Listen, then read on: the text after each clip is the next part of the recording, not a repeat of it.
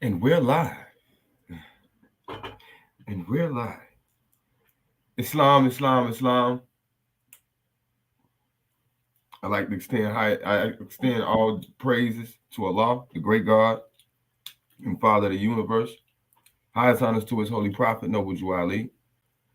Honors to all, and I mean all, each and every soul operating and participating in the comprehensive program of uplifting fallen humanity. I'd like to extend honors to all leaders of all organizations that have taken part in this great program. So we are here at Let's Think Podcast, and we're back. We got the brother Sheikh Bilal. Sheikh Bilal. Yes, sir. One of my dear brother Sheikh Bilal, shaking the Mordillo order founded by Sheikh Ahmadubama Bake Serene Tuba. Alhamdulillah. Kadim Rasulullah. Um, Today our discussion is going to be about revealing the science and the mysteries of Ramadan. We think this is a very perfect time to have the discussion because at this time of the year, we always have the discussion, right? We see a lot of different posts, we see a lot of different things online, social media in regards to Ramadan. And myself, I'm fasting right now during the month of Ramadan. That's observed by the larger Islamic world. Um, however, however, we have some brothers that have some very, very, very interesting perspectives and information as in regards to Ramadan, from Quran, other sources, and must we add, there are a lot inspired wisdom. Um, Sheikh Bilal, I don't know if you want to go ahead and, you know, unload your ensemble, but I have a question to ask you, brother, if you What's don't mind. No, no, man, I don't mind. You know what Sufi says, man. I love questions. Sufi's love questions, man. Barke Sheikh, Barke Sheikh Sufi. Uh, I have this question. Right now, I see online at this time of year, like I said earlier, many discussions about Ramadan and the celebration or the observation, should I say, of Ramadan and the participation in the holy month of Ramadan.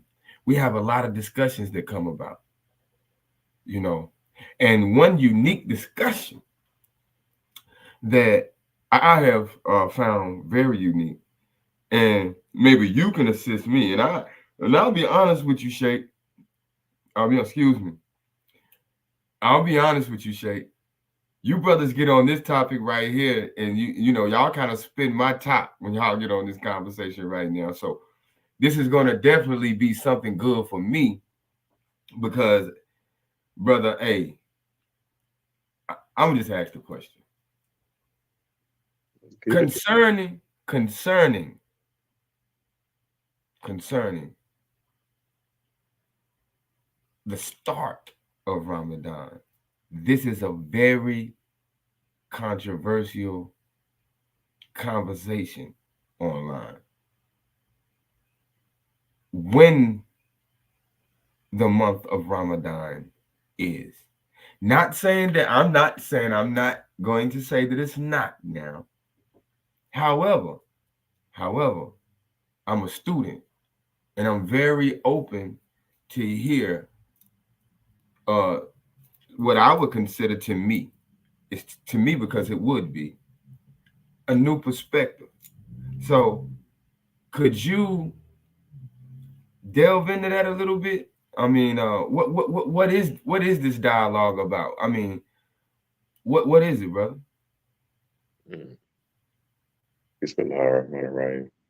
Uh, at the surface level, you get this split between like what people would look at as two different factions of Islam, but you can't divide Islam. But they'll try to, and they'll look at teachings of what they might hear from some brothers from the Nation of Islam, or what they might hear from some Sufi brothers, also diving a little bit deeper into the meaning of Ramadan, when it started, what actually happened, what the observance actually is, way on such a deeper level than you'll ever hear inside of your local mosque, right? Right. But we get hints about it throughout the entirety of the Quran. Well, not to say the entirety. There's a couple of verses here and there that kind of hint at the true time frame of Ramadan, and they kind of hint at the reason why it's in that particular time frame. The only way I think that it'll make a little bit clearer sense if we put some chronological history right side that Quran and that Hadith, right? Mm-hmm.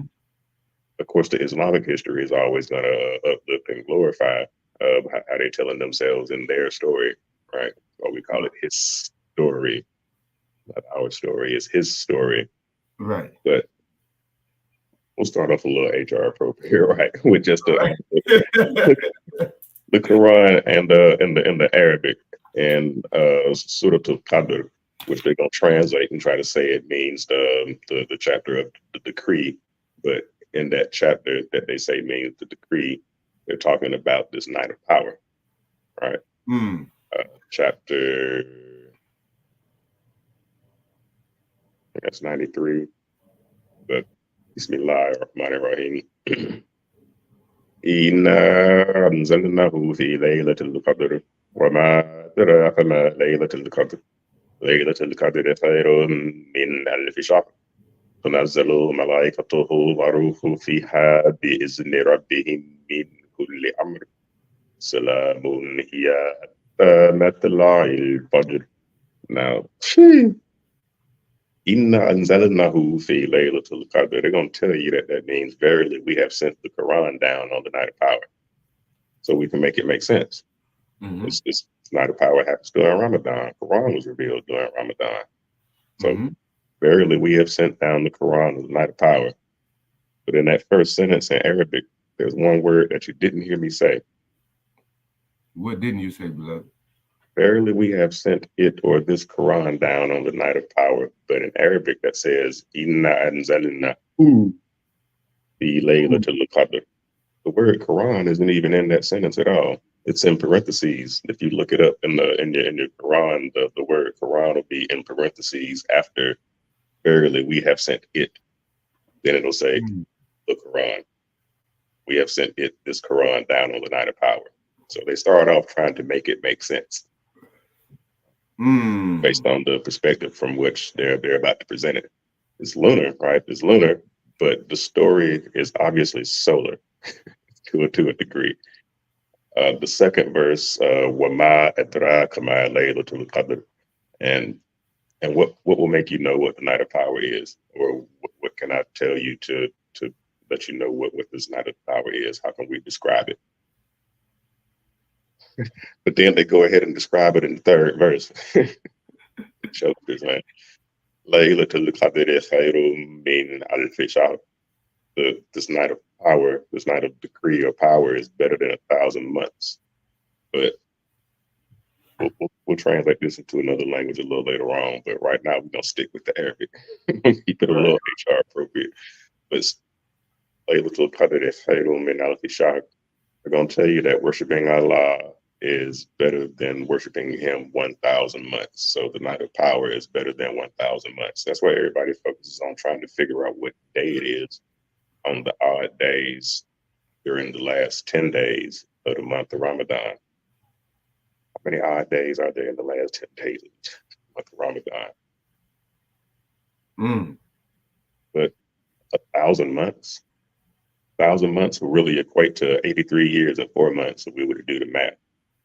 And to give a hint at why this is all talking about December and Ramadan, we go to chapter 83, verse 4 in the Quran. See how they threw a hint in there like that? The night of power is better than 1,000 months, but to calculate 1,000 months into like how we determine years and time frames, 1,000 months is 83 years and 4 months. So the 83rd chapter of the Quran and the 4th ayah says, Allah yazunnu ulaika annahum mab'usun. Do such people think, or do such people not think that they will be resurrected? Do such people not think that they will be raised in successive stages? Do such people not think that they will be raised in degrees? What's rising in December, but what isn't rising during Ramadan right now? So we go back to Surah Al-Qadr. تنزل ملائكته وروحه فيها بإذن ربهم من كل أمر. I'm going to tell you that that means the angels descend and the Holy Spirit, if you get the Quran that at least translates Ruh, partially correct. I'm going to tell you that that word means Holy Spirit. So there's your other hint. We just had another hint that pointed to the 83rd chapter, the 4th verse, talking about the resurrection. But Muslims don't believe in the resurrection. They don't believe Jesus was crucified and died on the cross and then resurrected and rose on the 3rd day. They don't believe all that. But inside of the Quran itself is heading towards it, but not the Jesus character in that particular story. We're talking about the Son.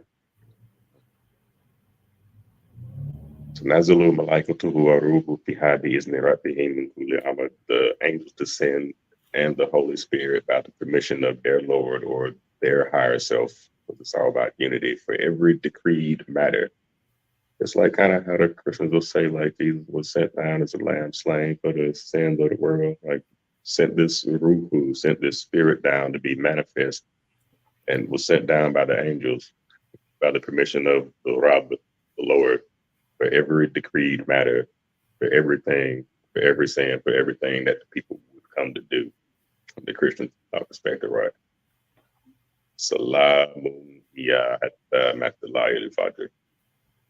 Peace be on that night until the appearance of dawn.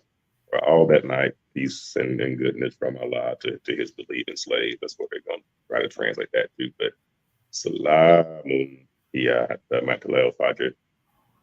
That particular verse doesn't make sense in Arabic. You got to get that in Aramaic in order for it to make any sense. So, what verse is this again, brother? Chapter 97, verse 5. All right. Makes a lot more sense coming from an Aramaic translation of the Arabic words broken down into their Arabic letters and then translated back into their Aramaic or Syriac constituent.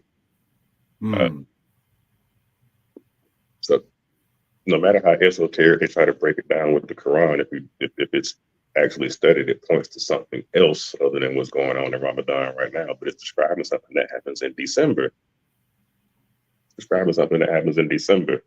But even in the chapter of it, Al-Qadr, Laylatul Qadr, or the night of power, in the last 10 days of the holy month of Ramadan. Qadr in Aramaic and Syriac means dark. What's dark? Gabriel Salma in, but I would say it was a pretty heretical book, but I love this read right here.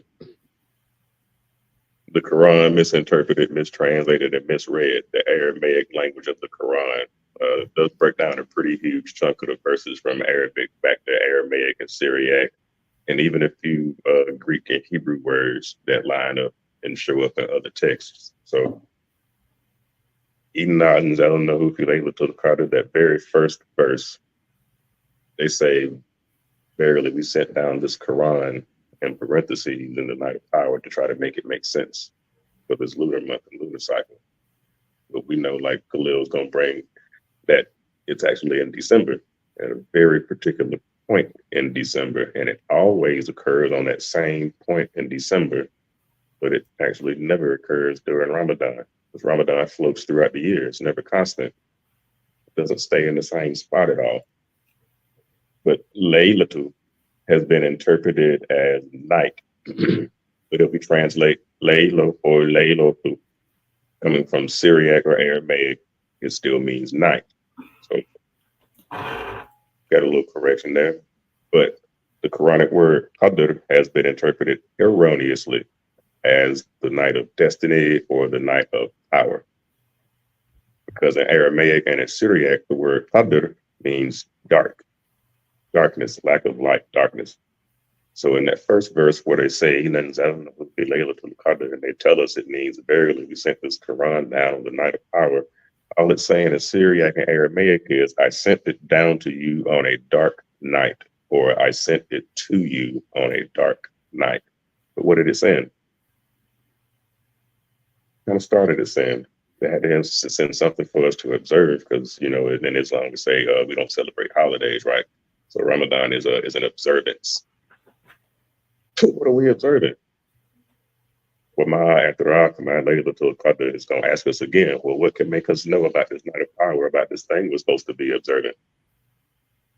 But Wama Adraka in Arabic doesn't quite make as much sense as it would if you would have put it back in Syriac. In Aramaic, Wama Adraka, they say, has been interpreted erroneously as, and what should make you know, what will explain to thee, what will convey this message unto thee, so that ye may know. How can we take Wama Adraka? How can we take 3 words in Arabic and come up with so many different definitions of 3 simple words in that language, to where now nobody agrees with what they say in Arabic? Nobody wants to go back and look at it in Syriac or Aramaic, because it's going to point to something else. But Wama Adraka from Laylatul Qadr is what it's saying is what a journey it was on that dark night. But what was moving on that dark night? What started to move? What could we see on that dark night? Laylatul Qadr khairum min alfi shahr. The night of power is better than 1,000 months, or those 1,000 months equaling the 83 years and 4 months. Connecting to that Quran verse talking about the resurrection, something about the rise up in successive stages and degrees. The word shahr, they translate to mean month. But in Syriac and Aramaic, stahr with a S without the H. So if we take the 3 dots off of a sheen in Arabic, and it's a scene now. But back when those texts were revealed, the oldest Quranic manuscript didn't have dots or vowels or accent marks at all. So you couldn't distinguish a scene from a sheen at all, which made it a little more difficult to figure out which language it came from to try to hide and obscure the story. Safra means moon, or moon, like moons, cycles and phases of the moon, because the letter seen changes to a sheen by putting 3 dots on it. Or you take those 3 dots off and then you turn it into a scene again. The early Quranic manuscripts didn't contain the vowel signs or diacritics. So what they say is a scribal error change, but I think was intentional. And the Syriac going to Arabic makes a safro turns into a shafro. And all of those texts where that shows up come from the Eastern Syriac region, Northeast Arabia, nowhere near Mecca at all. But if we read that verse in that dialect, it says that dark night is better than 1,000 moonlights. Something's happening on that night that's better than 1,000 moonlights. So they're talking about a solar and a stellar occurrence that's about to start, and then say that that is better than 1,000 moonlights. Even that's talking about something that's not in relationship to what's going on up there right now during the month of Ramadan that we're in right now. The only thing I don't like about this particular book is that every now and then there's a verse skip in the Syriac, Aramaic, Greek, and Hebrew translations to make it all make sense, right? But they skip the Tanazzalu Malaikatuhu wa Ruhu Fiha Bi'izni Rabbihim Li Amr, because I believe they did not want to break that down, so that we'll be able to see that there's a solar and stellar occurrence happening on December the 24th that lines up with what they're talking about. That does not happen during the month of Ramadan, and it's not happening during this month of Ramadan right now at all. Salamun, yeah, peace be on that night. But in Quran chapter 53, verse 49. وَأَنَّهُ هُوَ رَبُّ الشِّعْرَى. In English, brother, that means that he is the Lord of Sirius. The Sirius star, that's what they're talking about. That's what we're supposed to be paying attention to on the night of power. What that Sirius star is doing, and what that Sirius star lines up with, and what starts to rise at the point when that Sirius star and a couple other stars are pointing to a particular location.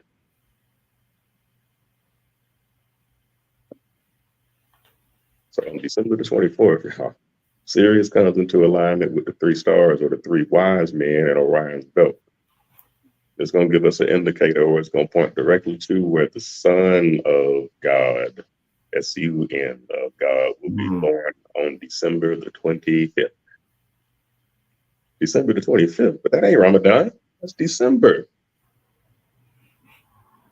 So if we could see this chapter is talking about either the so-called birth of Jesus, but really the birth of the S-U-N, Son of God, on that day, which occurs in December and not during a floating month that people call Ramadan on a lunar calendar. A floating one. A floating one. It's not even. It's not constant at all. The only thing constant about it is we know how much further it's going to move throughout the next year. Yeah, it's not immutable. Right, at all. So how can we look for this night of power in the last 10 days, or the last 10 days and the odd days of those last 10 days of a month that is not constant, is not fixed, and it floats throughout the year? And it's like a day or two shorter than the calendar that they're actually describing. Whoa. It's impossible. So some will just, they disagree so much to where, like, man, there'll be hadiths and refutations and apologetic literature. Like every now and then you kind of have to read some of those books so you can see how they mind work. Like, why are you trying to hide? That's what you're trying to hide. Start everything else that they just talked about, and then take them nuggets out and throw the book in the trash. Got something new. So I heard you say, and you mentioned a solar calendar or a solar measurement of the month and a lunar measurement of the month. Why so? Where did this if the solar measurement of the month was the foundation, where did the lunar calculation of the month arise? Where did that originate? I think it was always there, but honestly, it seems like it was a split between two factions, the Umayyads and the Abbasids. And if we take them individually and trace them backwards, we'll always see them fighting each other. No matter what name they show up as, they always show up fighting each other. But if you trace them back far enough, you realize they're related. And they all come from the exact same place. And if we bring that forward to a certain point in time, we get this same split between Muhammad and Ali. Or the reason why, if you look at a map old enough and you see this land called Persia, Persia encompasses parts of Syria and parts of Iraq and parts of Iran and Turkmenistan, but all of them countries are divided today. Even have different beliefs about the same system that we call Islam, to the point where, like, they'll argue up and down with the next one because they say that Islam is wrong. Astaghfirullah. Astaghfirullah. If they're going about it that way, then shoot, theirs is wrong too. But the solar calendar comes from a point in time when there was, we might as well go ahead and scroll on down to the bottom here. But there was a certain point in time where, if we're going to call them Arabs, just for clarity, but going a little bit further in history before there was even that term Arab applied to these people, they did have a lunar Hijri calendar, or a lunar calendar, right? They also had a solar Hijri calendar. They also had a solar calendar. That's why we have so many connections with Christianity based off the solar calendar. But Islam's a based off of a lunar calendar. Well, we got so many similarities with a system that's based off of a solar calendar. But when we try to apply these traditions to the lunar calendar system about this particular month right now, it does not line up. The Zoroastrians use that solar calendar. I don't want nobody to know about them connections. I don't want nobody to know about it at all. But the same precepts that Zoroaster taught show up in the Quran and show up in certain Islamic teachings: good thoughts, good words, good deeds, good actions. It's the same ethics and morals, it's just in a different package. But to them back then, it might look a little polytheistic because it was this god, that god, and sub deity, and had a fire temple, and all the other spooky stuff they'll say about it. But the root of all of that is that this is based off of a solar calendar system. So of course they venerate the fire. All this spooky stuff out the window. Wow. A split between them, I guess. It's kind of hard to determine when that lunar calendar first popped up with them, because if you trace them back far enough, I mean, it was always there, like the star and crescent, right? If we really look at the star and crescent, is it just the star and crescent? Well, I mean, I kind of know what that star is. We ain't gonna go there though, but in order for there to even be a crescent shape, there has to be the sun shining around a certain percentage of the earth to then project the crescent shaped light on the moon. So it's not just a star and a crescent. The negative space in the middle of it is a shadow of the earth. And the only reason we can even see the crescent is because the light of the sun hidden right there in our face.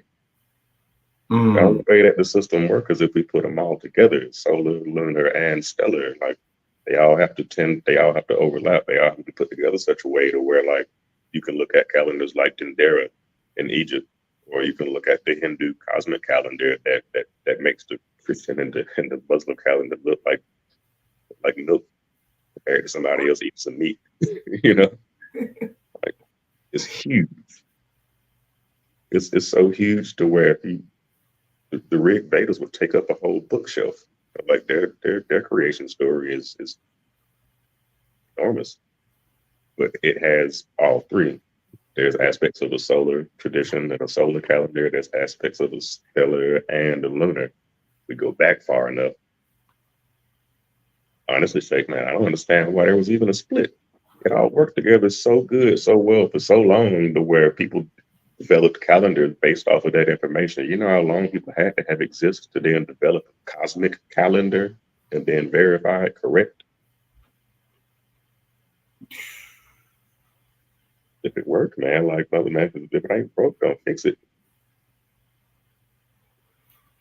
Well, I mean, it seems as though there is some type of from the perspective that we're listening to now, it seems as though it's some type of discrepancy here. Because it can't be both. Yeah, it can't be both, but like what they say in the Hermetic wisdom, like all truths are half truths, but then people kind of get all truths are half truths. Like, no, don't worry, don't trip. But all of those can still be reconciled though, because we have to put them back together. While the remembrance of our lives greatest, you got to put our lives back together. Well, when we speak about it, when we go into the purpose, because see, I see this more so from the sense of purpose rather than the sense of date, if that makes any sense. During this particular point in time, we know that we are drawing circles around our passions and desires and keeping them within the due bounds of righteousness and sacrificing for the sake of Allah. We're burning the nafs up. We're in this fight between the higher self and the lower self, depriving those things, the lower self, of those things that spring forth from fleshly things, if that makes sense to the listening viewers. So I look more so at the purpose of the observation rather than the date, but I do understand that dates, times, and occurrences are specific for a specific reason. And we have to tap into that to draw to the source of that. So this is this is a discussion that needs to be had. We have Brother Khalil coming on here shortly. Inshallah. I don't know. Inshallah, he'll be here shortly. He told us, he had a little delay. Islam. However, when we get into, like I said, I get more into the purpose. I'm purpose driven. However, if this be the case, and things are being misconstrued, it seems as though it's a purpose for the misconstruing or the scrambling up of the information, or what I call disorientation of the information. Because if you want to lose a person, to have them lost along the way, you send them in a different direction than the destination, right? Right. So now that we're looking at this, it seems as though what you're presenting is that someone has disoriented us. Someone has told us to go this way when it's actually this way. Mm-hmm. And what would be, so with that, now we're talking about the night of power. So would this be significant in the sense of the night of power? Like, this is the night of power. I don't want you to tap into this night of power. I reserve it all for myself. Actually, no. I mean, we can describe it another way with the same verse, because of the way that the language works. Like, on this night of power, like what can make me believe in this night of power? This night of power is better than plenty of other nights. Mm-hmm. So what was sent down on that night? The angels sent down the ruh, or the spirit, or the breath of who?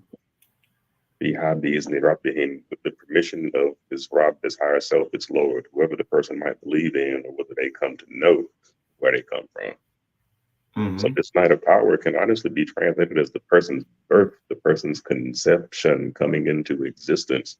Because I wouldn't be able to come out of the womb into existence and then breathe if Allah, the Rab, the Lord, the Supreme, the Exalted One, the Highest, the Most High, didn't put his ruh, like they say, ruhu, he didn't put his spirit in me that would allow me to breathe in the first place. So the night of power, I can look at the night of power as either the night of conception or the night of my birth, but with the explanation of that fourth verse and what was sent down. So to some that might kind of get a little, ouch about, the month being broken down in a way that they might not usually hear or might not have ever heard before, it can still be explained in a way to where it can be reconciled. So if it works and it fits better for that person to dive a little deep, but not just dive all the way in, then look at this night of power as a very important night. Like, yeah, if you believe Allah sent the Quran down on that night, the Quran means the recitation. It's a litany, something you recite. But who are you? All right? You are the Ra'a. You are the reciter, reciting the Quran. So it's still all pointing back to you. It all still be reconciled. So I mean, it kind of helps to have that balance, because getting too deep into chronological history, you tend to see that the religious history kind of starts to crumble a bit. But if you keep that balance with spiritual knowledge and understanding and practice and prayer and mantra and things like that, then that knowledge don't drive you crazy like it might do some other people. Yeah. Well, even in the Holy Prophet Noble Jew Ali even stated that he Americanized the Oriental idea of Islam, and he also alleviated, or should I say, did away with all of the propaganda such as cultural nuances, etc., and gave us a pure and pristine view of the divine creed of Islam. So I do understand there's something at play here, because why would he speak so vividly about pure and pristine if there wasn't something out here masquerading as such that is not? So it is some things, some questions, and some big questions that need to be asked. I mean, because we're looking at the narrative of a particular people here. That's what we're looking at. We're looking at and we're staring face to face with a particular narrative of someone who gave us this particular understanding of the verses that you were just breaking down. So now the question is, who? Who? And once we get to the who, we can find the what and the why. And I think this conversation should be something of investigation, like sincere investigation, because sometimes we get into our investigations, and some people like to choose the narratives that fits close to their perspective instead of honestly, doing the scholarship and looking at things objectively. However, but I mean, it's a very non-biased approach for us to even be having this conversation, because let them tell it anyway. I mean, anyway, all right. Now, when we get to Ramadan, we have a conversation going on where Ramadan isn't seen as a prerequisite for all believers. Advice, all don't do it. I mean, it's not a prerequisite for all believers. I'm a member of the Moorish Science Temple of America. And I have to be totally transparent and truthful in my research.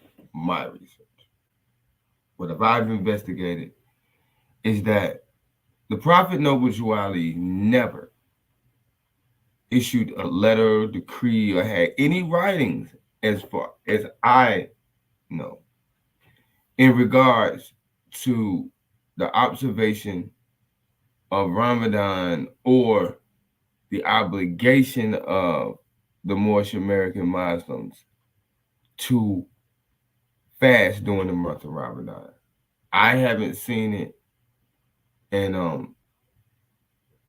so until I do see it, I can't stand on that. However, we understand the Holy Quran of the Moorish of the Holy Quran of Muhammad even states that to every nation is given a prophet that will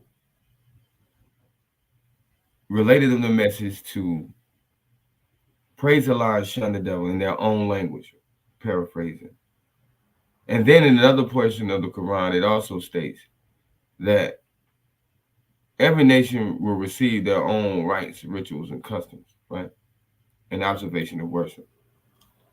Now, from your perspective, does this mean that certain sects or schools of thought or methods within the Islamic diaspora do not have to observe Ramadan, or is it the fact that we're dealing with this particular aspect of the equation? Oh, we got Brother Khalil coming in. Let me add the brother Islam. Peace. Peace to God. Peace to the gods. Peace to the God. How's it, brother? Oh man, I'm blessed. I was rushing. Brother, man, you know time never was, though, brother. I know, but you know how it is, man. Yeah, we here, right? We here. Yeah, we here. On this plane, we here, so we got something to do with a little bit of everything, huh? Oh, 1000%. Yes, sir. Yes, sir. Man, listen. I'm just pulling up my stuff. Go ahead, I'm listening, God. Me and the brother, he's been, you know our brother Sheikh Bilal. We've been adding on. So now that you arrived, I know this is, with the both of you brothers, this is finna be two elements in one glass boiling and bubbling over.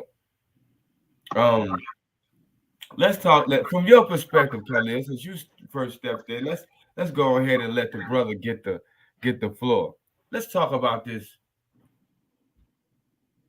science and mystery of Ramadan.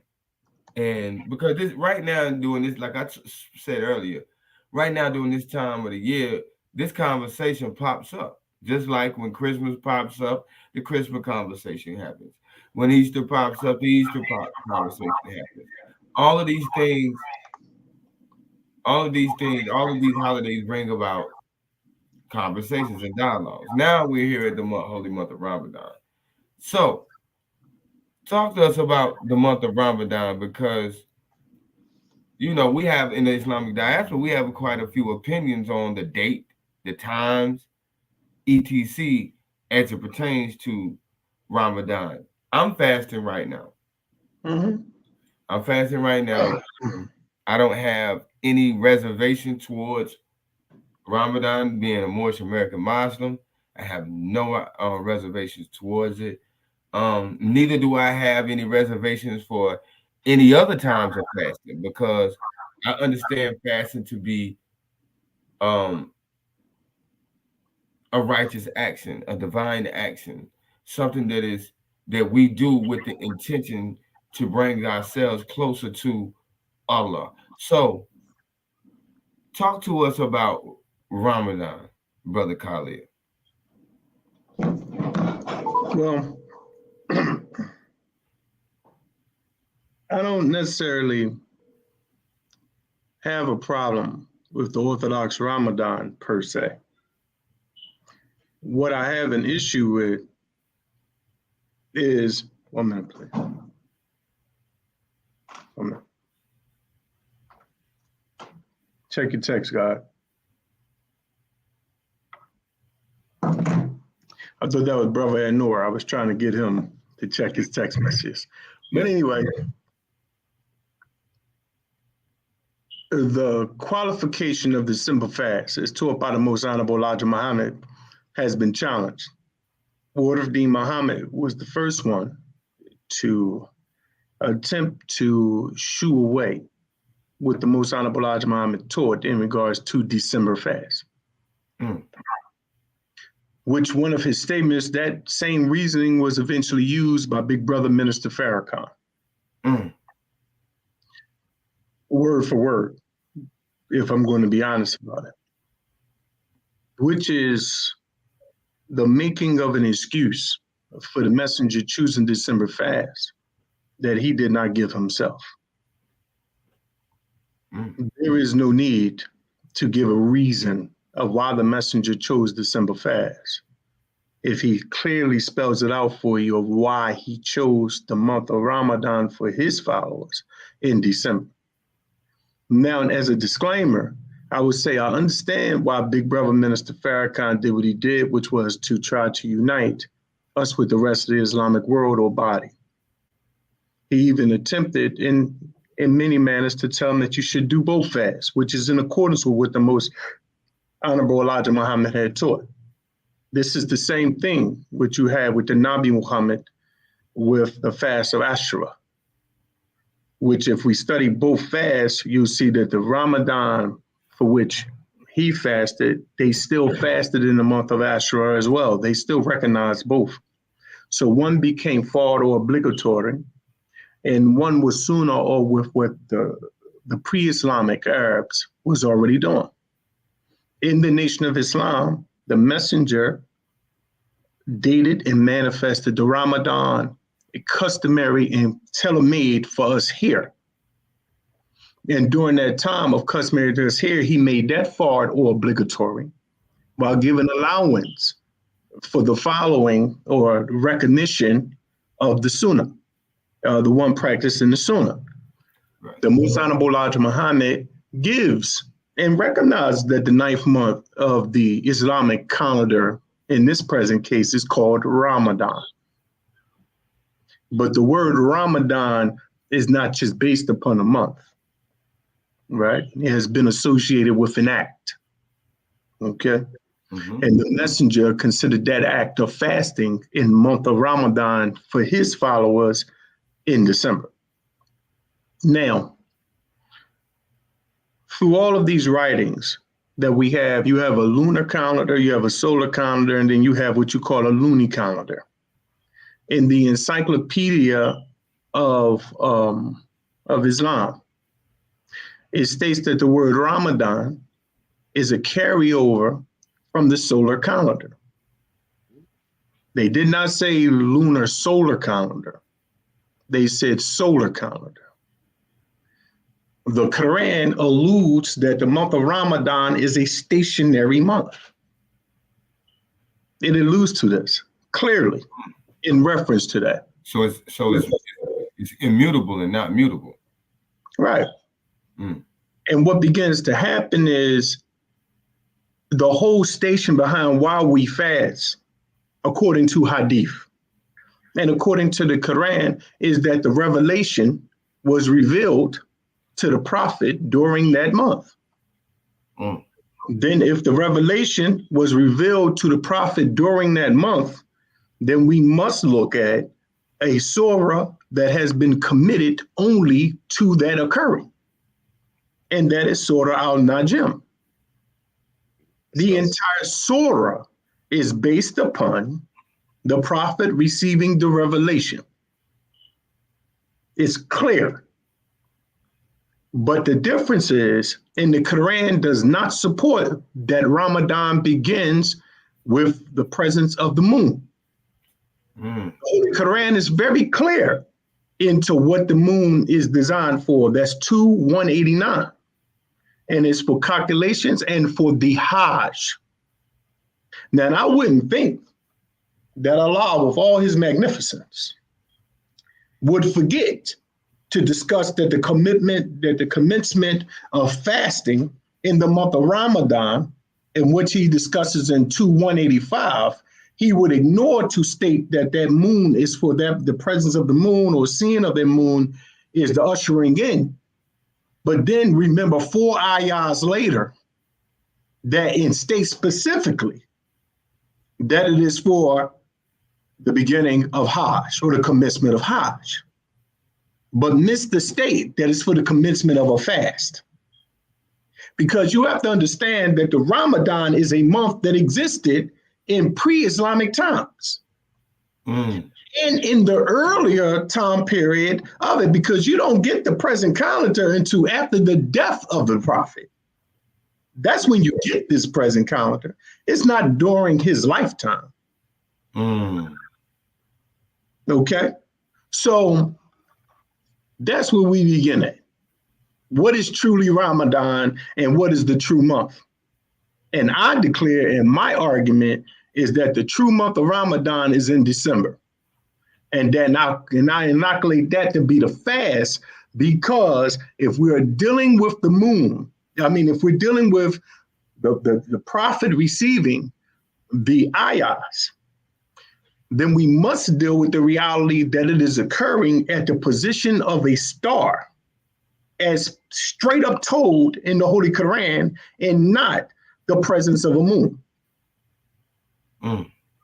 And I want to give thanks to Brother Dr. Ali Muhammad, who presented this way back, for which we stand on the foundation that the God had presented, that he first classified and showed that. And from there, we went into further study of what he was making reference to. Mm. So that's my introductory into this conversation. Okay. Well. Well. It seems as though we have the silver and the gold in this conversation, huh? Mhm. Well, let's talk about it. I mean, I think we have the brother Amner. Mhm. Peace to the God. Peace, brother Amner. Peace. How's Peace. the brother? Peace, bro. We have a very special guest, brother Prince Amner.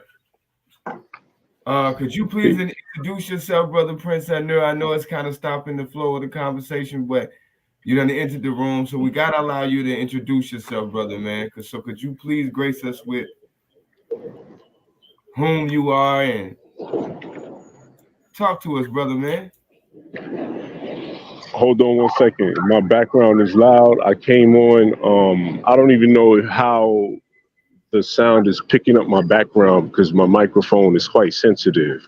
But pardon self for coming in. I'm actually out and about at the moment, so pardon self for coming in at an inconvenient time and inconveniencing the flow. I'm Prince Amner Allah. That's all I have to say. I'm just ready to contribute. You know what I'm saying? That's all I'm me. I let my expression define who I am. You know what I mean? Yes, sir. Yes, sir. As you know, I've been knowing you. You know, I've been acquainted with you on Facebook and social media for quite some time. So it's a pleasure to have you here and to participate in this dialogue because I know you have much to contribute to this particular dialogue. So, brother Khalil, continue on, brother man. And All right. So what I would like to do is begin who gave the initial, and me and brother and Noah will definitely submit for giving the God the props for his initial statement and his construction to point out the December fast, right? The month of December, except his begins in November and it moves a little bit. But I would like to begin with what the God had wrote, if it's possible. So he goes in and he states, the month of Ramadan, in which is revealed in it, the Quran, guidance for man, and the clear proofs from the guide and the criterion for judgment, Surah 2, Al-Baqarah, Ayah 185. The marking of the 4 sacred periods and the 12 periods of calculation denotes the solar and sidereal calendars and 4 tropical shifts or seasons made by the Earth in its revolution due to 23.5 degrees inclination to the plane of its orbit. Simply put, since the Earth is 23.5 degrees tilted, it causes seasons, 4 of them, and these seasons are celestial rhythms. They are time markers and markers for how celestial rhythms impact human consciousness, and thus were given attention in order to give a divine prescription for society about how to behave in these shifts.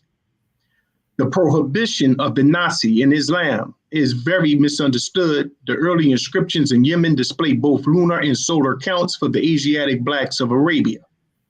The adding of a month called Nasi by early Muslims was actually an error based on a lack of understanding how the lunar, tropical, solar, and sidereal calendars operated together. The ayat of Surah 9 clearly depict the 4 seasons in 12-period tropical solar year.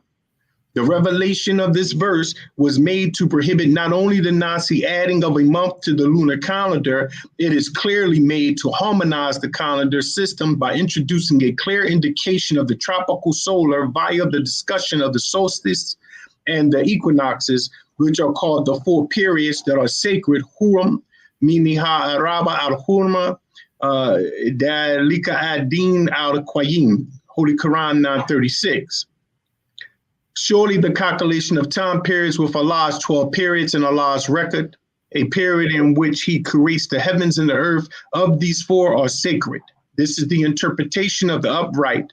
So do not wrong your souls in them and make war with the polytheists in unity, as they will make war with you in unity and have full knowledge that Allah is present amongst those who keep their spiritual obligations.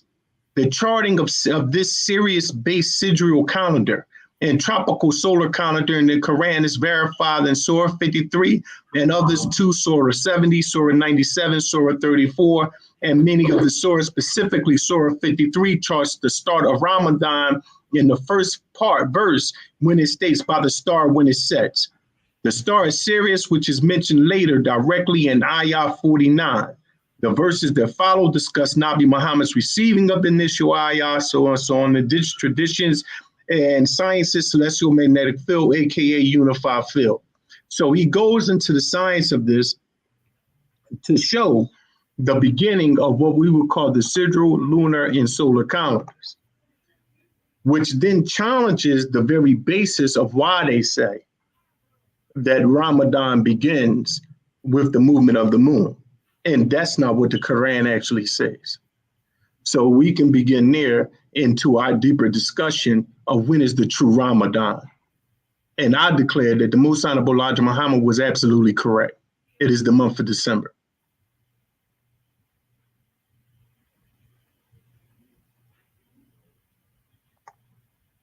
Where's the God? Okay. Brother Anor, is the God still Yeah, there? peace. Yes, sir, God. Do you have anything you want to add, God? Oh yeah, I'm just going to be forward. I'm going to put it like this. Truth be told, what that was something you just you read that from a text. Am I correct? No, that was Ali's. That's Ali's original writing.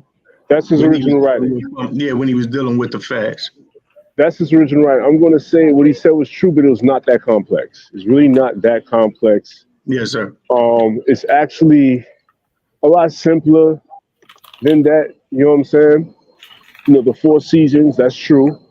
The Quranic surah was Surah 9. The verse was 36, where it mentions the 4 sacred, says 4 sacred months or 4 sacred parts. Winter, spring, summer, fall. Those are the months that end with those solstices. When we speak of months, we're not speaking of the Gregorian calendar here, nor are we speaking of the Hijra calendar.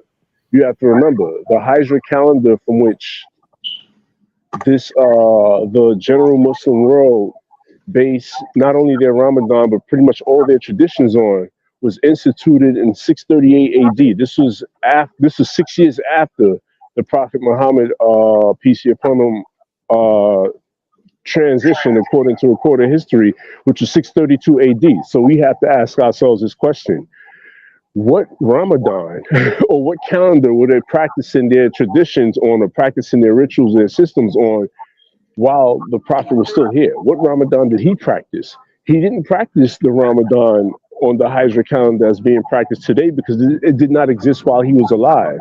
So this begs questions. The Holy Quran contains the answers if properly understood. There's a lot of answers. There's a lot of clues even in Bible. Myself and Khalil, we did a podcast part of my background. We did a podcast a little over a year or so ago where we spoke on the Asiatic world calendar. I hope I still have it on my YouTube channel. But anyway, and we got into the details behind this. You know what I'm saying? I will say this, and you can look this up. I'm going to share the link. I'll probably send it to you so you can share under this video. But I'm going to share a link to where you can find out the Ramadan, or when Ramadan was practiced, according to what they would say the Hijra calendar is, in the Prophet Muhammad's very last year, in 631 AD. And you will see it was practiced it started on December 1st and ended December 30th, which is 100% in line with the messenger said. Now, I'm saying this, but I like to prove what I'm saying with actual facts. So I don't have it on me, as I said, pardon self for being out and about, but I will, and this is my word is bond, I will get you that information so that way you can go and verify this for yourself and not take my word on face value. Yes, sir. Okay. Yes, sir. That's a powerful bill. I would definitely love to have that information for further research, brother. Honest and gratitude. Yeah, indeed. I'll even say this. The ayat in Surah 53 of the Holy Quran titled Al-Najm, the star, where it begins with says, by the star when it sets, right? And it says, I'm paraphrasing. I hate paraphrasing Quran, but it basically says that the Lord revealed to Muhammad revelation by the marking of the appearance of a star. That's when we mark the time of revelation. And this star, the star is mentioned, as Khalil stated, by name in Ayah 49, Al-Shira, or in English, that would be Sirius. Yeah, absolutely. And the Sirius star, the position, is seen in the southern night sky. In other words, set, right? Actually, right at the autumn equinox, right when it turns fall. The messenger Elijah Muhammad stated in his book, The Truth of Elijah Muhammad, he said, when I first met people out here in the street, he said, when I first met Master Fard Muhammad, and I'm paraphrasing, when I first met him and he was taught of Islam by the man Master Fard Muhammad, it was in the early fall of 1931. The early fall. So this was literally by the star when it sets. At this time, you would be able to see Sirius in the night sky. You know, I remember in the Theology of Time, June 4th, 1972, where he said it was one night where Master Fard Muhammad showed him two stars in the night sky, a red one and a blue one. And he mentioned how when the stars disappear, it'd be 50,000 years before they reappear. And when they reappear, it'd be universal change. That was the star Sirius. So yeah, by the star when it sets, that ayat and that ayat and that surah, literally, when Master Fard Muhammad the Messenger met in the early fall of 1931, that was the fulfillment of that surah and that ayat.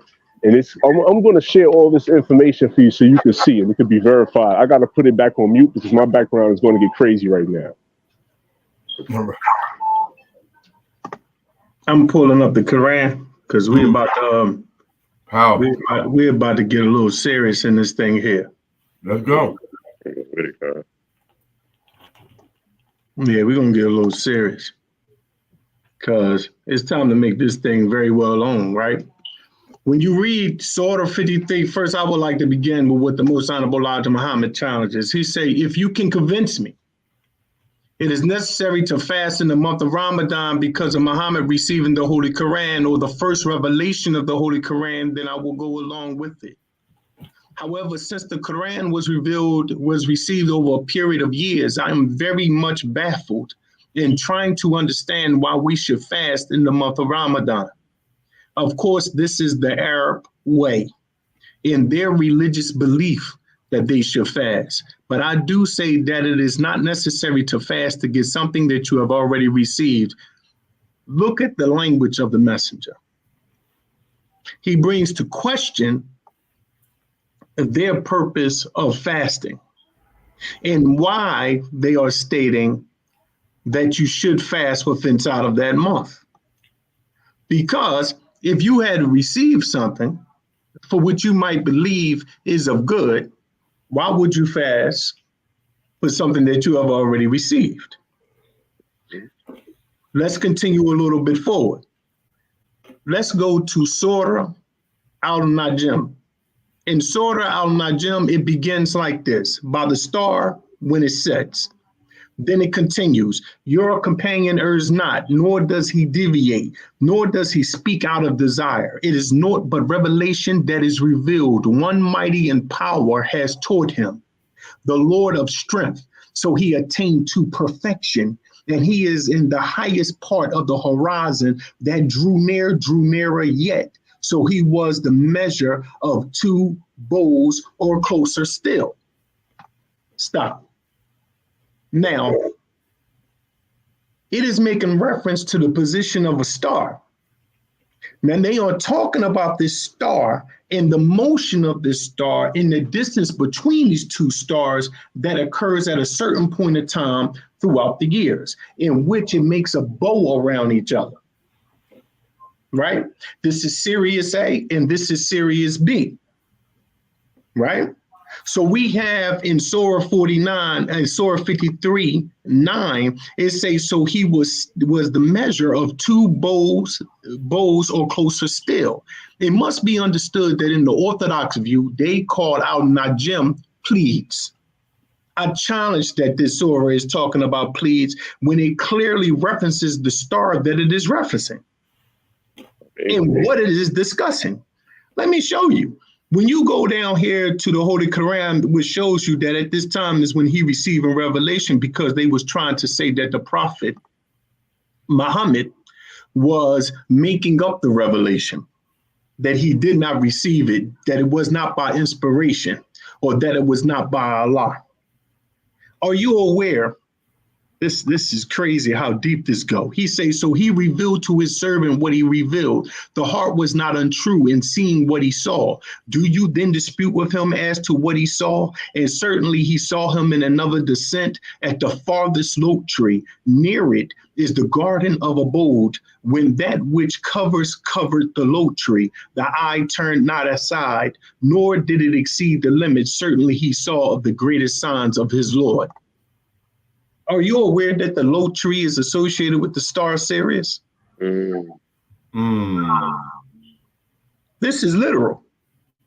The low tree is associated with the star Sirius. Now, we could break this down into the spiritual realm and say that represents the seventh heaven. Are you aware that the seventh heaven, when you are entering into certain sciences, is actually Sirius? That is the seventh heaven. Literally. Whoa.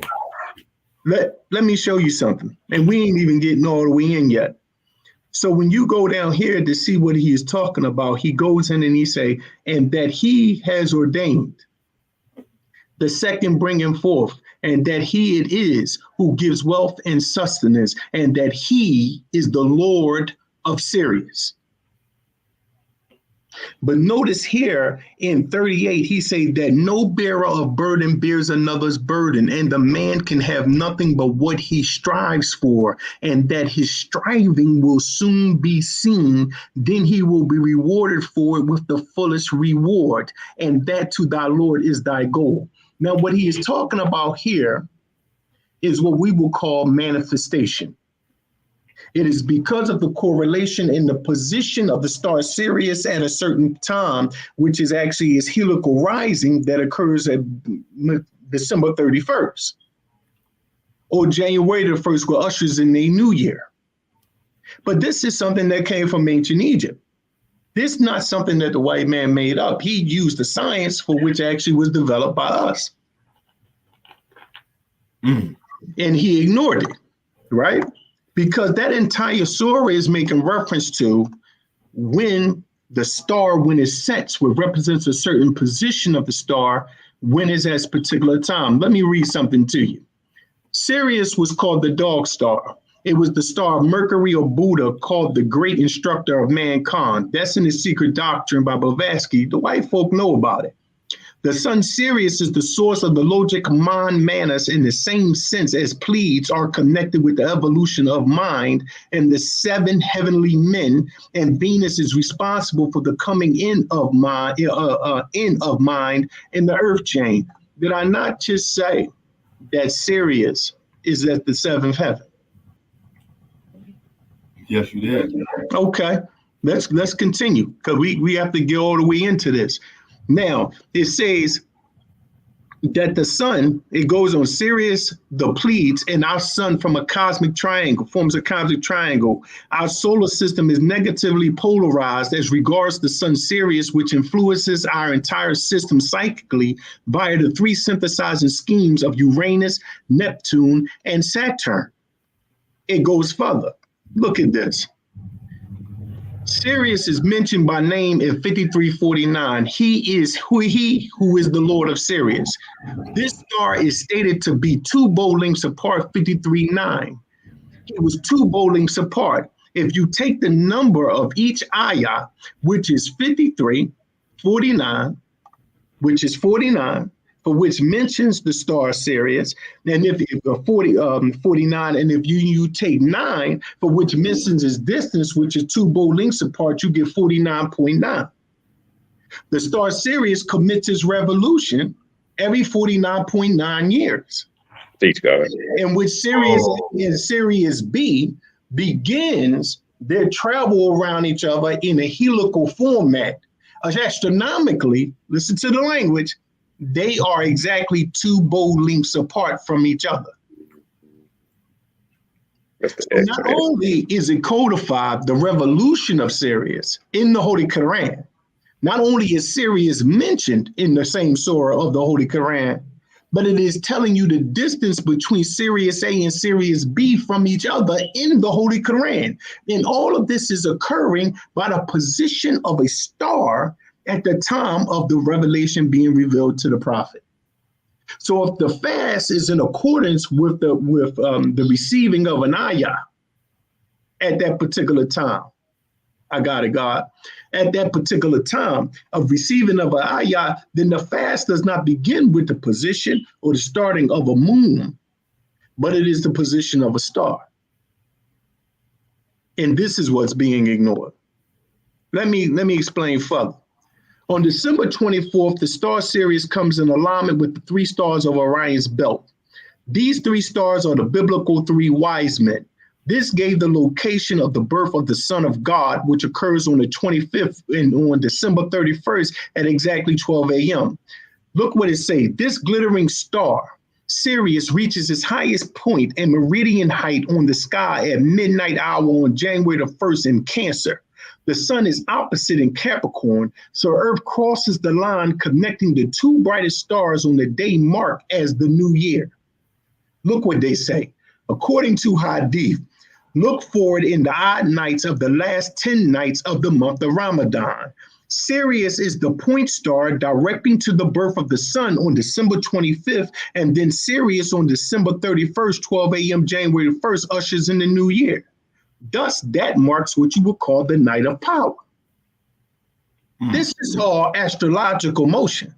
Even if you accept that the prophet received the Holy Quran or an ayah of the Holy Quran on December 22nd, 609 CE, right? Of which many of them accept. Isn't that something that occurs exactly at the winter solstice? every single year, all the time. This is not something being ignored. This is documented. We didn't pull this stuff out of our head. It's the book. So we have to understand that after the death of the Nabi, many things began to change. Different things began to happen to the Quran. Different realities started to be created, right? And let's look what it say. On New Year's Eve, our folk, this is how deep the understanding of Sirius and New Year's and how this is codified in the Quran with the culmination of the winter solstice and the ushering in of the correlation of the helical rising of Sirius of our Earth with our Earth. Look what it say. Now, this is by Rudolf Steiner, a master occultist. On New Year's Eve, our folk soul briefly releases us, and consequently, what we then think is perceived by the highest hierarchies and has the power in it to be brought into reality. Now, read that in accordance with the Holy Quran, 53:39-42. And there is not for man except for what he strives for, and that his effort is going to be seen. Then he will be recompensed for it in the fullest recompense, and that to your Lord is the finality. What is that talking about? Is that not manifestation during the time of the position of this star? Yes. Does not the Holy Quran then goes further and say, we have indeed revealed this in the night of power, and what will explain to you what the night of power is? The night of power is better than 1,000 months. Therein comes down the angels and the spirit of Allah's permission on every errand. Peace until the rise of the morning. That's called manifestation. And it's in conjunction with what would be called the night of power because of the energy and the magnetic pull for which occurs from the motion of Sirius A and Sirius B. And that's all that power is, magnetism. Absolutely. That's the night of power. The night of magnetism. Absolutely. This is what we're dealing with. Look, they have this in astronomy, man. The Sirius system is directly upstream of our solar system within the galactic arm of our Milky Way. galaxy, the Orion Orm. And of all the stars in our skies, only Sirius exactly matches the length of our solar year, which is 365.25 days. This exact correlation has led some to surmise that Sirius is related to our sun as a binary star. Sirius imprints upon us, like the sun, a realignment of our own vibrational patterns touched by the perfection of the golden proportion. Our magical midnight of new beginnings marks the moment when the energies of Sirius directly overhead and the forces of the sun shining through the earth from the other side bring transformational realignment. It states, by the star when it sets. We are looking at Sirius in the south late New Year's Eve. I want to add something real quick. If I, pardon self, I didn't mean to cut your wisdom, but I'm going to go back on mute because of my background. I shared the link to the proof of what I stated before about Ramadan in 631 AD being from starting December 1st and being a length of either 29 or 30 days. I think it was 30 days. But anyway, I shared it inside the private comment section. Got it. So I'm not sure who's able to view it, but if somebody can open that up and maybe one of the guys can show it and share it on the screen, and so that way the public can see for themselves that these are the facts. We're not making nothing up. Absolutely. Hold on just for a second. Let's see if I can share it. Yes, sir. That's the calendar that the God created. He did heavy work to make our calendar correct. Well, this right here isn't our calendar, but this right here shows and proves that the Ramadan in 631 AD for the Muslims, which is the Prophet Muhammad's last Ramadan, was exactly in alignment with the Ramadan as taught by the Messenger Elijah Muhammad, 100%. Yes, sir. Can you see that? Yes, sir. All right. Brother Anir. I don't know if he's still there. Yes, sir. I'm here, but I'm on mute. Okay, all right. All right. I was just showing here what the brother was stating. This is the link he sent me. You can scroll down to where it says Ramadan. It has the months for that particular year. And scroll down to where it says Ramadan. It tells you when it starts. Right here, December 1st. 631. 631. On a Sunday. 29 days. There you go. Wow.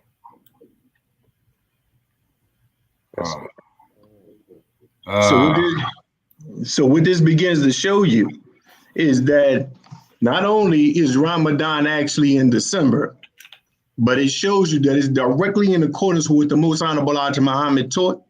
It shows you that the night of power, culminating on what would be called New Year's, is based upon the calendar that's dealing with Sirius, and that is Sirius at a helical rising in conjunction with our Earth, for which ushers in the new year and therefore ushers in what would be called the night of power. And it also shows the Quranic Surah or ayats, makes a discussion in the night of power of how the angels come down and they take on the prayers of the people, and everything for which you manifest shall be brought forth. But to show you that that's just not limited to Islam, but that was also known by occultists, of which I read clearly. This is not something that we are making up and pulled out of our heads. This is the science of the gods. The Most Honorable Elijah Muhammad said that his teachings is raising a powerful sun in the West, which will change the entire disposition of worship. Ramadan is worship. Hajj is worship.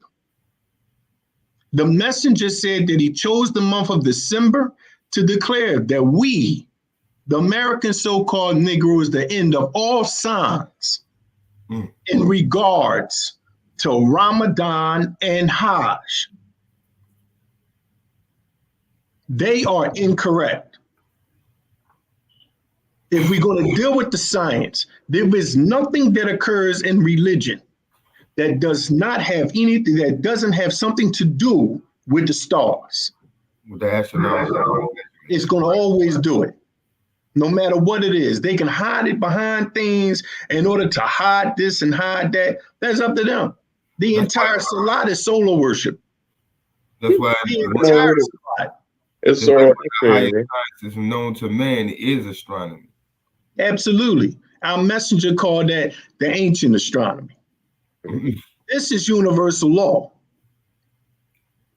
like We should not just follow something because a masses of people are following it. Or because masses of people said that our hadith. The book is clear, man. It's in accordance, 1000%. They need to read it. This ain't something we making up. This ain't something we making up. In fact, it's an absolute fact. Sirius is in the south late New Year's Eve. It's there. And if I could take this and I could put this into right here, I'm gonna see if I could put this into the thing so it can be seen. Yeah, in fact, you can see it yourself, man. Like even the whole fall, from the time of the autumn equinox, even up until like past January or something, the whole month of December, go out at night, you can see Sirius right in the southern hemisphere of the sky. It's right there. You don't have to look at a book. You can just go out yourself and see it with your naked eye. That's right. This is right here, man. We are not making up anything. People can declare that we are, but I'm telling you, we are not making this up. This is the reality. And it ain't because we just follow the most honorable Elijah Muhammad. So we just following this. No, we studying the science. The stars don't lie, bro. So if there's anything that could be said about me, is that I'm not a blind follower of anybody. I don't deal with information based on personality, based on loyalty for persons, feelings, anything. I deal with stuff based on facts. And what Khalil is stating and what we're sharing is 100% verifiable. This, you don't have to take our word for it. I challenge anyone to go improve anything they can wrong, because if you do, all you're doing is just improving on the truth. You know, that link that was just pulled up showed where Ramadan would be according to the Hijra calendar or Hijra tradition in 631 AD. However, we are aware that the Hijra calendar was not instituted until 6 years after Muhammad ibn Abdullah, peace be upon him, transition. So this just begs the question, you know, we just have to search. We have to continue researching and not take anything on face value. So that's the point that I wanted to highlight. Heavy indeed. Definitely bringing solid information. I mean,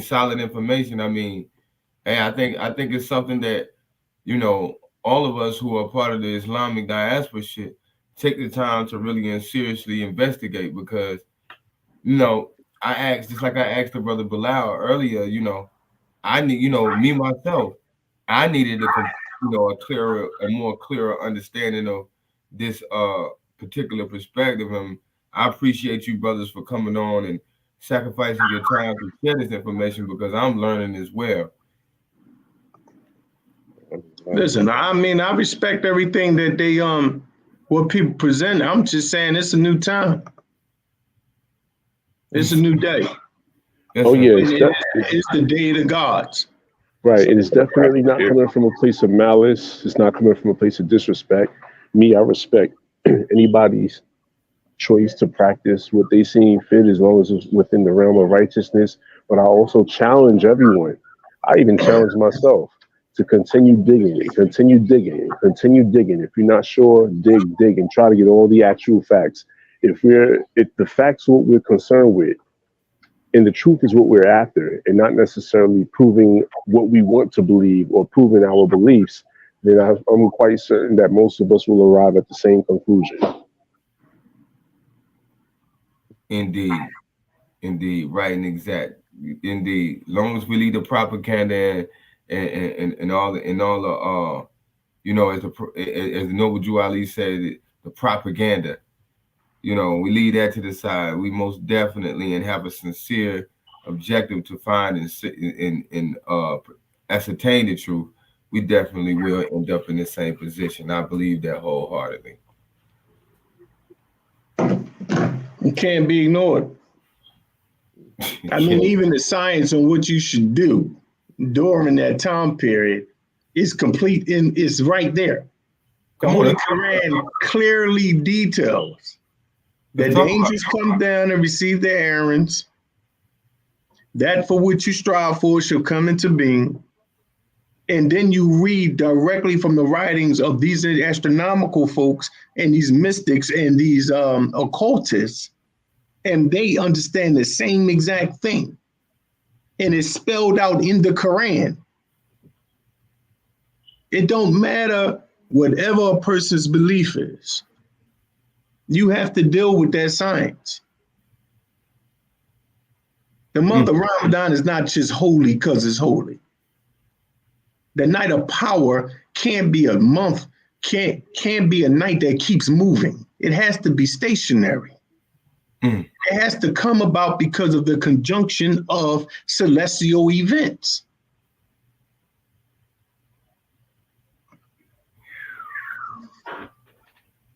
And that's just what it is.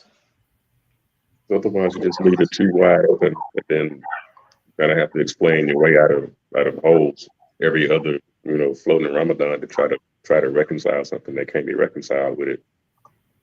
Yep. So use the Hadith to do that, but I mean, even in the Hadith, they kind of tell on themselves and point us towards a bit of the truth if we would use those still, but then research outside of them. Like, Ibn Kathir mentioned something like, it's explicitly stated in the Quran that the night occurs during the blessed or the auspicious month of Ramadan, but its exact date has not been disclosed because they can't disclose it because the month continues to move and it's not fixed like the Prophet God said. And as a result, it's disputed and debated among scholars across the world. There are more than 40 opinions recorded, he says, but honestly, I think it's just 40 accepted opinions that are just explained through their perspective to where it'll kind of just even everything out and won't make everybody argue about it when there's nothing to argue about. It's clear what the God teaches. Absolutely. They did try to just even it out and say just the most authentic opinion is that the night of power has to occur in those last 10 nights of Ramadan, but no specific date has been fixed. So it can occur in any of them last 10 nights from how they're going to explain it. But each of those 10 nights alternate from year to year. So according to the traditionalist view, it could be the 21st, it could be the 23rd, it could be the 25th, it could be the 29th. Absolutely. And let me tell you something. In order for them to hide it, in order to make it fit, you'll see that they'll add things into Surah 2-185. And they'll put it in parentheses about the moon. But Surah 2-185 don't say anything about a moon. Not one time in the entire Surah of Ayah 2-185. It doesn't mention a moon. Your moon get mentioned, and the purpose of the moon is in Surah 2-189. Even with they say we sent the Quran down with the night of power, but if you read that first ayah in Arabic, the word Quran isn't even in that ayah. It says that's what they sent down. The night of power. Teach you, God. Teach. That's what's up. Quran. So, teach. Because they trying to spook people out. It's just as plain as day, but we have to look at it linguistically, and then, like you said, those words in parentheses, just read right on over there because they don't belong there in the first place. Right, because that's them adding. It's kind of like what the Noble Quran does when it says, "On that day we shall, the day of judgment, we shall gather the guilty, blue-eyed in terror." So the racists of the Noble Quran, knowing that blue eyes is primarily associated with white folk, put in parentheses with black faces. The propaganda, bro, at its best. Yeah, they put in parentheses with black faces. Oh man, the Quran was clear. Blue-eyed. Let's make it real now. So if it's not clear, then why does it seem like they got to backdate stuff to, and then HR appropriately explain away any of them errors? Absolutely. Most importantly, they got to cut off and hide any connection to them other traditions that showed that there was a solar history calendar being used at that point in time, especially in 631 on December the 1st, like the brother just shared at a point in time. The Zoroastrians were so-called fire worshippers, right? But of course, so-called fire worshippers wouldn't be following a lunar calendar; they're following a solar calendar. Can I state this? I want to add this also. Yes, That sir. if you go to Holy Quran, Surah 10, let me make sure I get this right. Surah, I think it's 697. If anybody has a Quran, just if they could verify this to me, I'm not sure the exact numbers. I think it's 697. Amen. Let me check. 697. Give me 1 second, brother God. Yeah, right.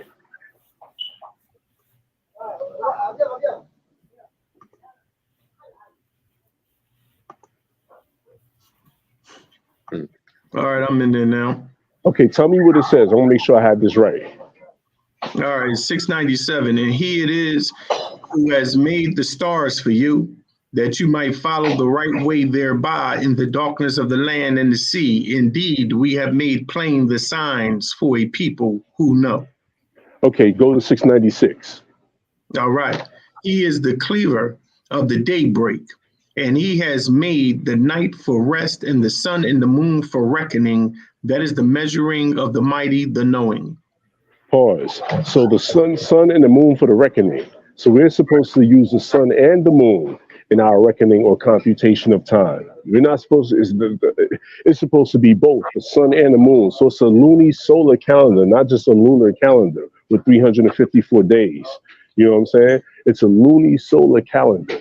So that's Surah 696. Now, if you go to Surah 10, Ayat 5, and you can tell me what that says. I think it's 10.5, yeah. Or is it 10.6? I'm going there now. He it is who made the sun a shining brightness and the moon a light, and ordained for its stages that you might know the computation of years and the reckoning. Allah created not this but with truth. He makes the signs manifest for a people who know. Okay, there it goes again. The sun and the moon for the computation of time. So with our time system, our calendars, is supposed to be luni solar calendars and not just a lunar calendar. And then there's another, I think it's Surah 55 ayat. I don't remember the exact ayat. I think it's ayat 7, if I'm not mistaken, or 8, or 7 or 6, or 7 or 10, one of them. But anyway, okay. Yeah, it's definitely Surah 55. I think it's ayat 10. And the firmament he has raised high, and he set up the balance. And the earth he has set it for his creatures. Oh, no, I don't think that's it. It's 55. It might be ayat 7 or anyway, or 5 or 7. I can't remember the exact ayat, but it's one of those ayats. Oh, the sun and moon follow a reckoning. Right, right. So the thing is, we're supposed to include the sun and the moon in our computation of time and in our calendar for it to be accurate. It's supposed to have 12 months and 4 sacred points that divide it. So I said that to say that if we're not dealing with that, then any time system or any calendar that's not in accord with that is actually not in accord with Quran. So we have to now question everything that's based on a time system that's not in accord with those 3 ayats, surahs and ayats. How Quranically accurate is it? Why is the Islamic world in general not above all others? Why is it struggling? If we were actually following the book of the Supreme Being, would we be struggling? These are questions we have to ask, you know? Yeah. I think that's only because of what happened between the 6th and the 7th ecumenical councils, right? Because the 6th one was about monoenergism and monothelitism, or this divine figure, and then either of these books having one energy or one will. They were being proclaimed heretical at the 6th council, which is the 3rd council of Constantinople. And then at the 7th one, which was the 2nd council of Nicaea, it was in regards to restoring the veneration of icons and worship of icons. But both of those are things that the Muslims today, if we look at it, really aren't too akin to it all, right? This monotheism and monothelitism, heretical, and then saying that this figure or salvific agent, this salvific figure has two energies and two wills all in one. Muslims like to try to divide up Prophet Muhammad and get that specific with his internal composition. All that stuff that happened between those 6th and 7th ecumenical councils, but that was right around that same time frame, right between the 5th and 6th century. Right around the same time frame as that brother shared that link where Ramadan was shared in 631 December 1st. Teach. We get a hint at it.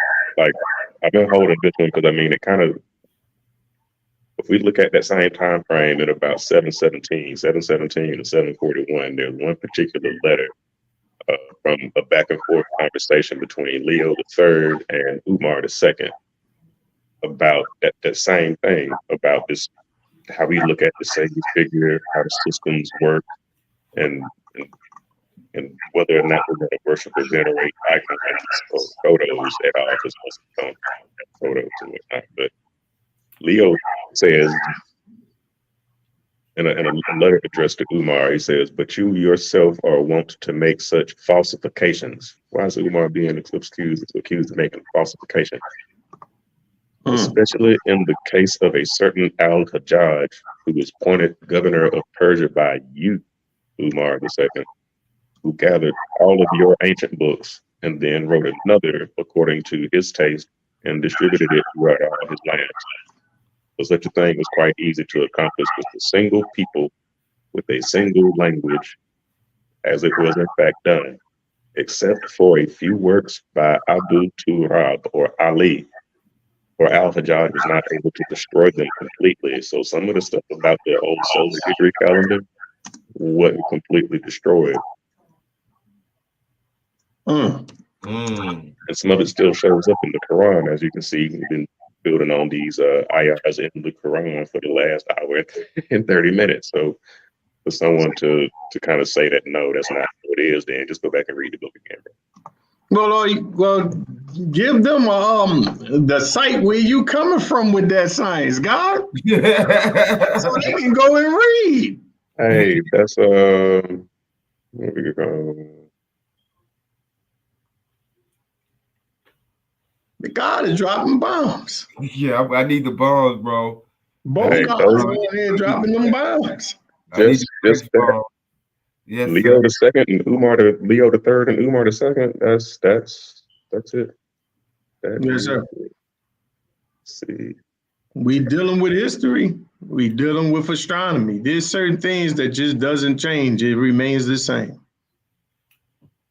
Hey man, it's a heavy dialogue, bro. Hey bro, I'm gonna have to come back and look at this for myself so I can take some notes. Seriously.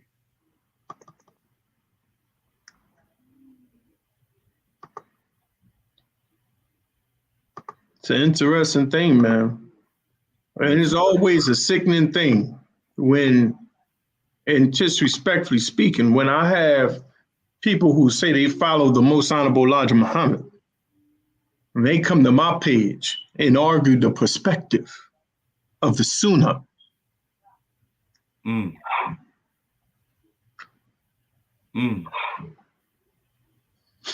Bro, I'm gonna keep it real with you. I might get in a little hot water for saying this, but truth be told, yes, many, I would say those who say they follow the most honorable Elijah Muhammad are some of the most confused people on this planet, bro.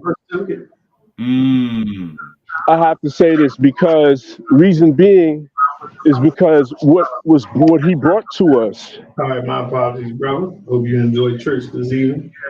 I'm looking maybe this week that we can. Go ahead, brother. Okay, yeah. What he brought to us was purely mathematical and scientific. There's nothing absolutely, this is from my studies of it, there's absolutely nothing religious that he brought to us, although I can understand and see how it can be taken religious if you approach it from a religious perspective. But approaching what he brought, even with the Prophet Noble Drew Ali brought, because I'm not like, I haven't studied him extensively, but from what I have studied of him, what he brought was very practical. So to approach these teachings from a religious perspective in the information age, where now you got AI, you have Google, you can just look up anything and verify it. So to still approach these bodies of information from a place of religion and blind faith, rather than from a objective perspective, from a scientific, critical, analytical, mathematic perspective, is to be confused and lock yourself in confusion. This is why I say, myself and Khalil, we've brought this information to followers of the Honorable Elijah Muhammad. It's been received generally well, but then at the same time, it's also been challenged, which everything, it should be challenged. You should question everything. But as I said before, when we're dealing with religious-minded people, or people that look at facts from a secondary place, or from a place of belief or emotion, you're going to be dealing with confused people. And that's just something that we accept the reality for what it is. And, you know, some people get it, some people don't. Yeah, I agree with that. But as an addendum on what you said, they challenge us. And we just defending the truth. But they do not challenge the Orthodox aspect and approach to Ramadan. But they will challenge us. And I'm talking about followers of the Most Honorable Elijah Muhammad. They challenge us. But they do not challenge the Orthodox version of when the Quran was received, even though the Most Honorable Elijah Muhammad challenges that logic. Because that logic should be challenged. There's one other point that I want to address, and I see a lot of followers of Elijah Muhammad who like to quote the messenger when he said, "You are doing the right thing if you observe the fast of Ramadan with them." I'm paraphrasing. He said the Muslims, as I have said, do not eat nor drink from sunlight to sunset hours during the month of Ramadan. You are doing the right thing if you take the month of Ramadan with them until this evil world vanishes. I'm paraphrasing, but I'm sure Khalil know exactly where that quote is. It's inside How to Eat to Live. Many Muslims say they follow him, take that quote as to say that he okayed the Orthodox Arab fast, and that's not what he said at all. If we look at the context of who he was talking to, see, when we look at context, we have to look at who, what, when, where, why, and how. If you look at who he was talking to the 85%, the black Christians who still worship white Jesus, get drunk, eat swine on the 25th of December. If we look at the what, the subject was Ramadan. If we look at the when, that was the month of December. That actually was taken from an article that was published in December. It was, I don't know if it was a Muhammad Speaks or if it was an Amsterdam. It was one of those papers, a Pittsburgh Courier. A brother shared it once. I'll have to go back and see if I can find it. But the when, it was in December, the month of Ramadan, that he prescribed. Where, it was here in the West. And why? It was because he wanted his followers not his followers, he wanted the 85% whom he was preaching to clean up their act. So he, and the Muslims that he was talking about, when he said, if you take the fast with them, the you was the 85%, and the them, meaning the Muslims, were his followers. It wasn't talking about Arabs, you know what I'm saying? So he was inviting American black Christians to the December Ramadan fast that he and his followers were taking in. And he was telling them, you would be doing the right thing if you observe the fast of Ramadan with them until this evil world vanishes. I'm paraphrasing. So I just wanted to clear that up. You know what I'm saying? I see a lot of even respectable, highly respected brothers in the Nation of Islam take that quote out of context to justify something that the messenger himself never justified, actually somewhat condemned.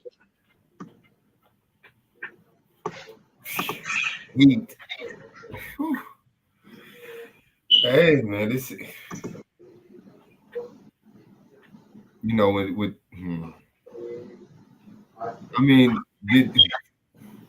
Very solid evidence. I mean, I'm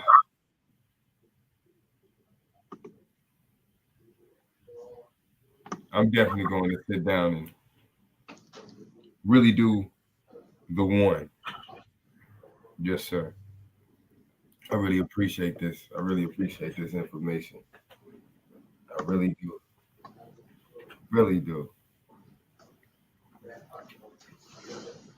What else you got, Hmm?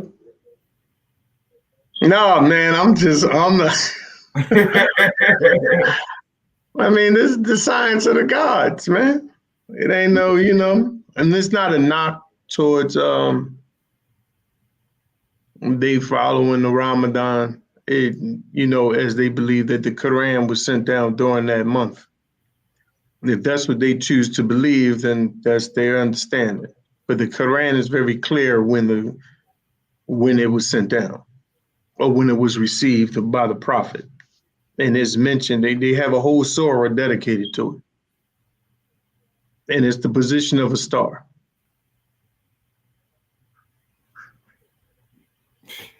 Seems as though y'all brothers have made it plain.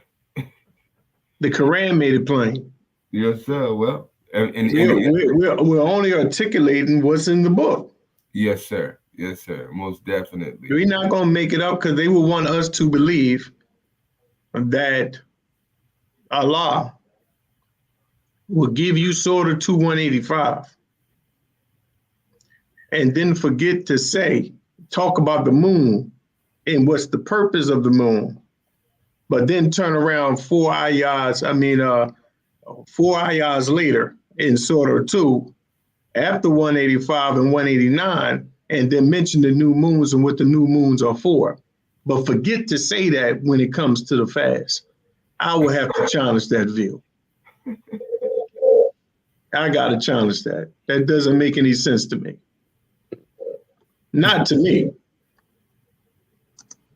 The book itself is going to describe itself as an absolute being, or being meaning clear, like true and clear evidence, then of course there couldn't be any falsehood right there. Yeah, absolutely.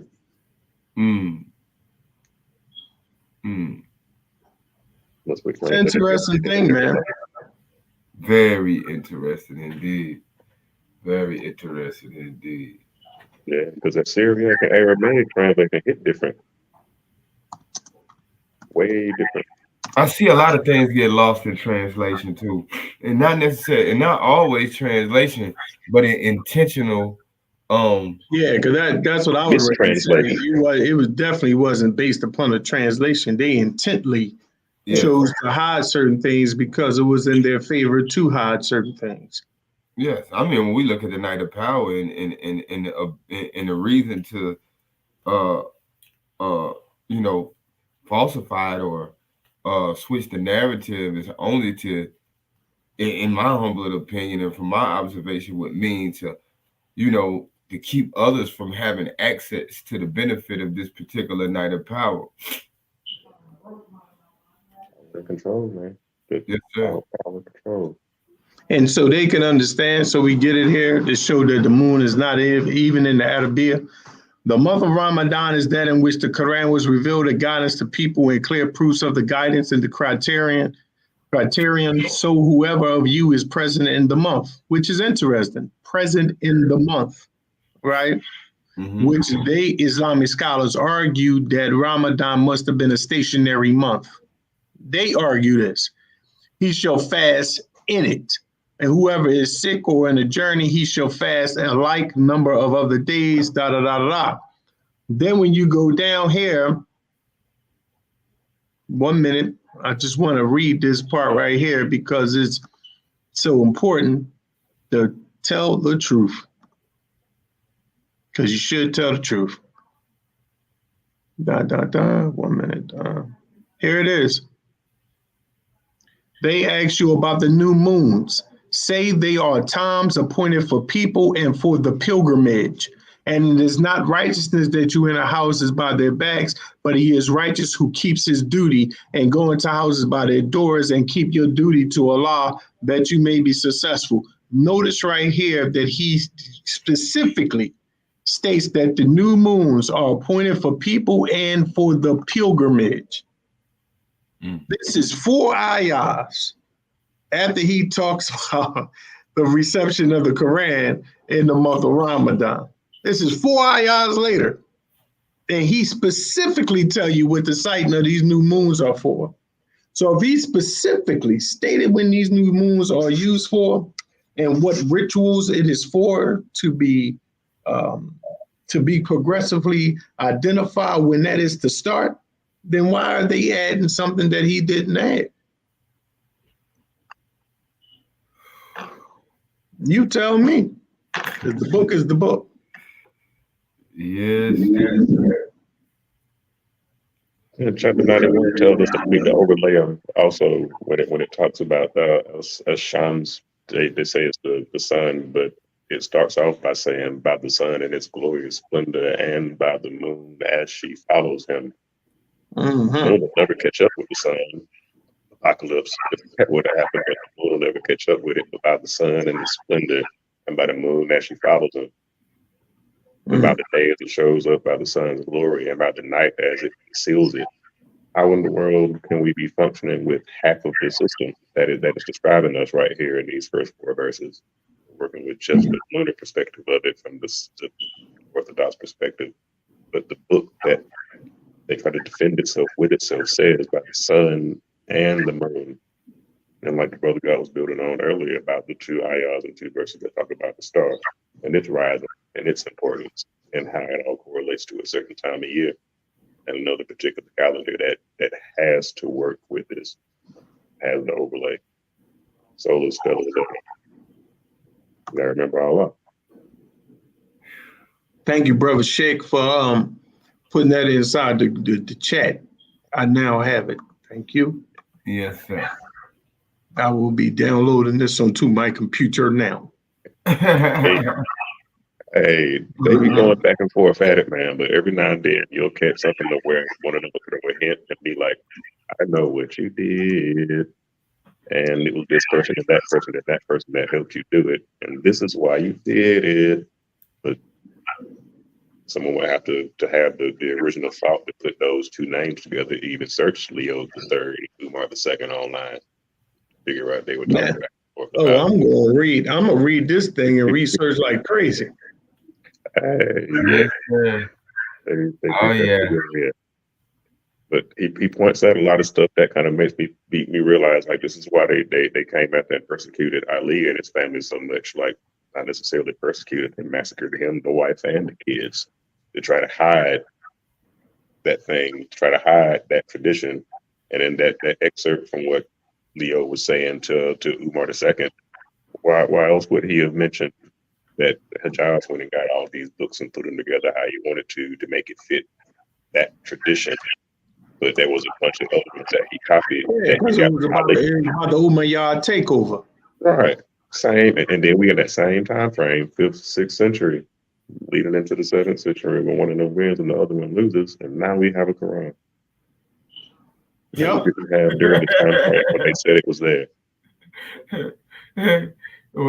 What they fighting, bro? I ain't even gonna say that because I'll be making the Umayyad takeover, man.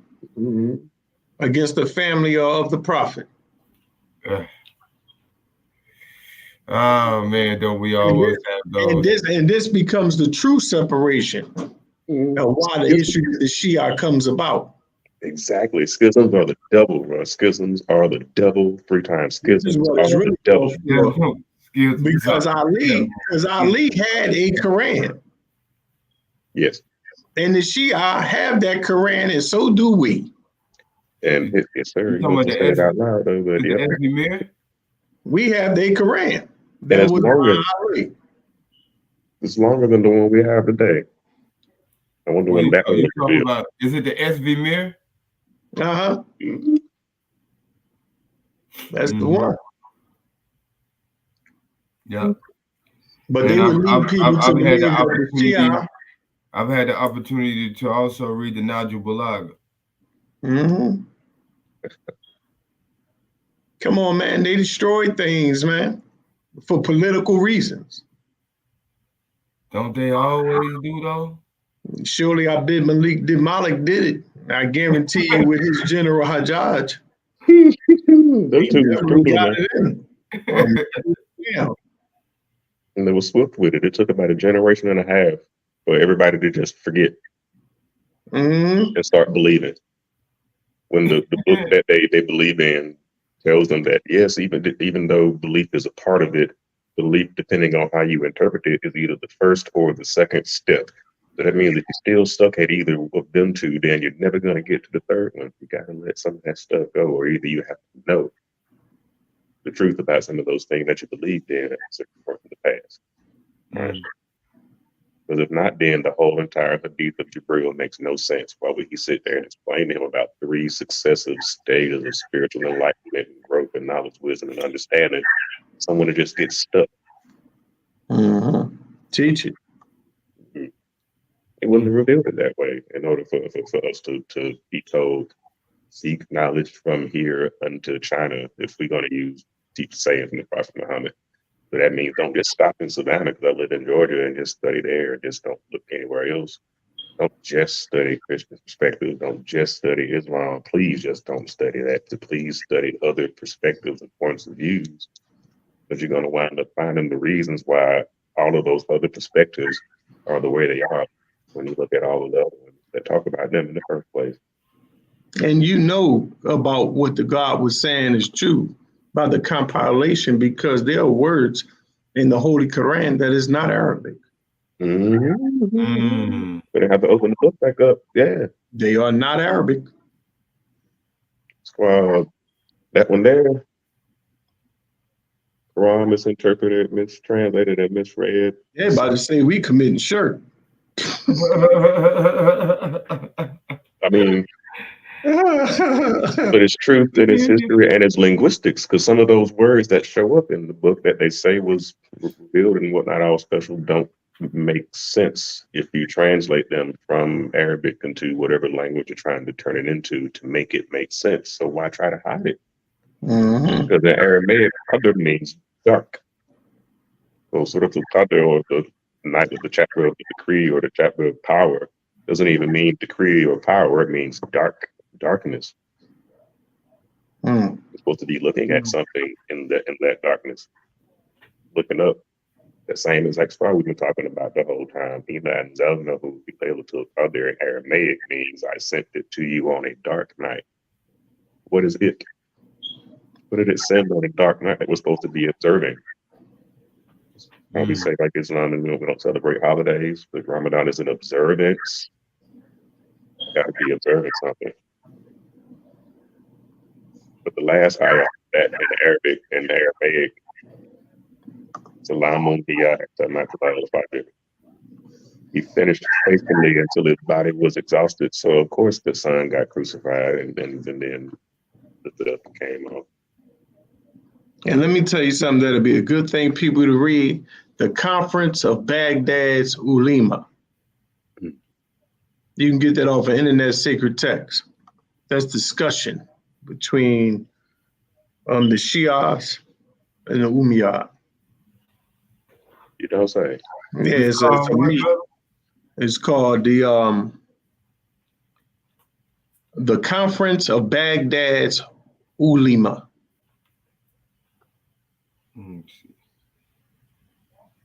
And in there you see the argument when they be like, yo, they burnt up the Quran. Because even if they accept the one with Uthman, you know there's issues. You know why there's issues. Because he took that from someone else, right? So that would mean that he took a version of the Quran from someone else, and then he destroyed other portions of the Quran that did not fit the one that he had. That's just the facts of it if you want to accept that argument. They got to look at it, because then now you have to realize, well, what was this thing that was sent down on this night of power if I've just now verified that it was not the Quran? Got to dive deeper into it, because if not, you'll wound up bumping your head on the carpet for the rest of your life until you wind up with a doggone Zephyr in the middle of your head, which ain't nothing but a callus for what? Do you think that's what you're supposed to do? Mm-hmm. We dealing with a history here. Mm-hmm. So all three of them rightly guided caliphs before Ali all tried the exact same thing, right? So it couldn't have been this thing revealed during that month, because you can look at chronological history. You can look at those letters from Umar III, Leo III to Umar II, and that, dang, the conference of Baghdad ulama, yeah, this thing here is deep, God. But yeah, I just got it too. Right. But Abu Bakr tried the exact same thing.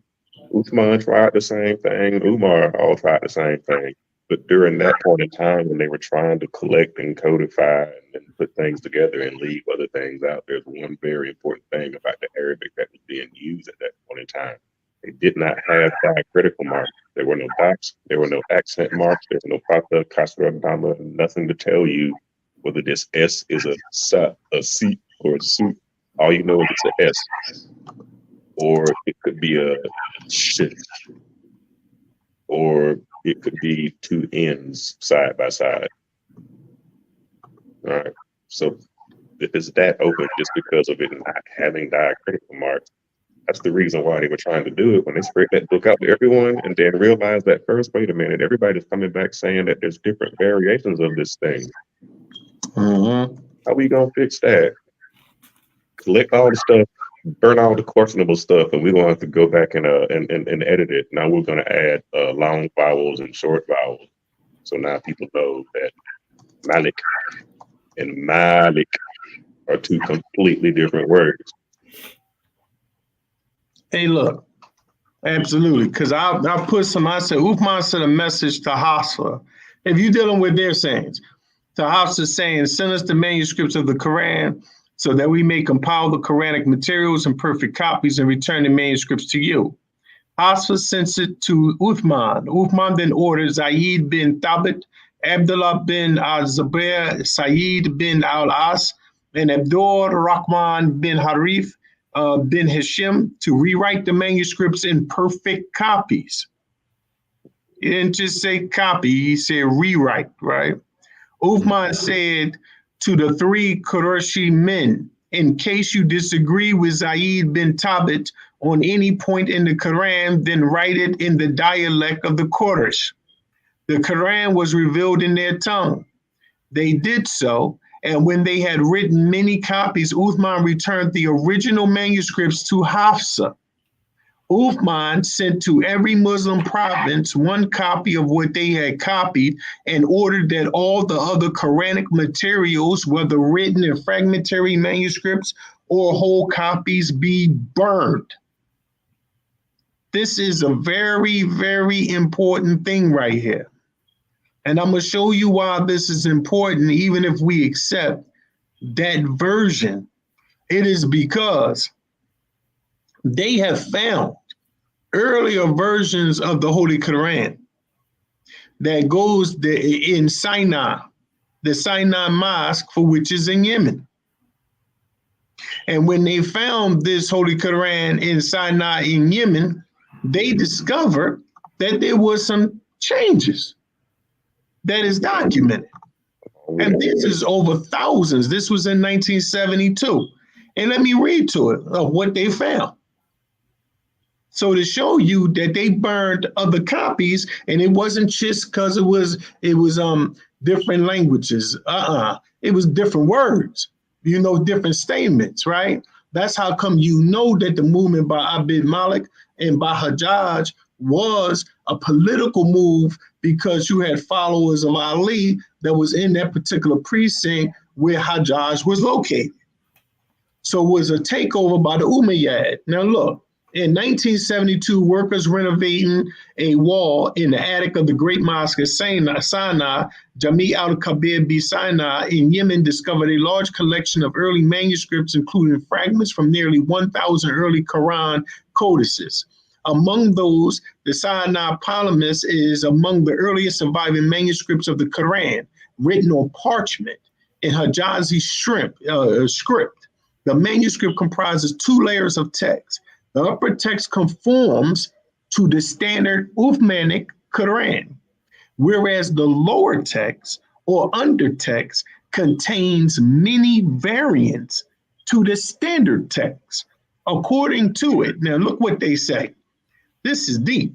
While the upper text is almost identical with the modern Quran in use, with the exception of spelling variants, the lower text contains significant diversions from the standard text. For example, in Surah 2, verse 87, the lower text has a different statement than what's at the higher text. Such variants are similar to the ones reported for the Quran codices of companions such as Ibn Masud and Ubay bin Ka'b. However, variants occur much more frequently in Sinai Codex, which contains by a rough estimate perhaps 25 times as many variants as that in Ibn Musad's. The manuscript is not complete. About 80 folios are known to exist, 36 in Yemen. Now look at what they break down. The lower text of Sinai 1 is at present the most important document for the history of the Quran, as the only known extant copy from a textual tradition beside the standard Uthmanic 1 that has the greatest potential of any known manuscript to shed light on the early history of the scripture.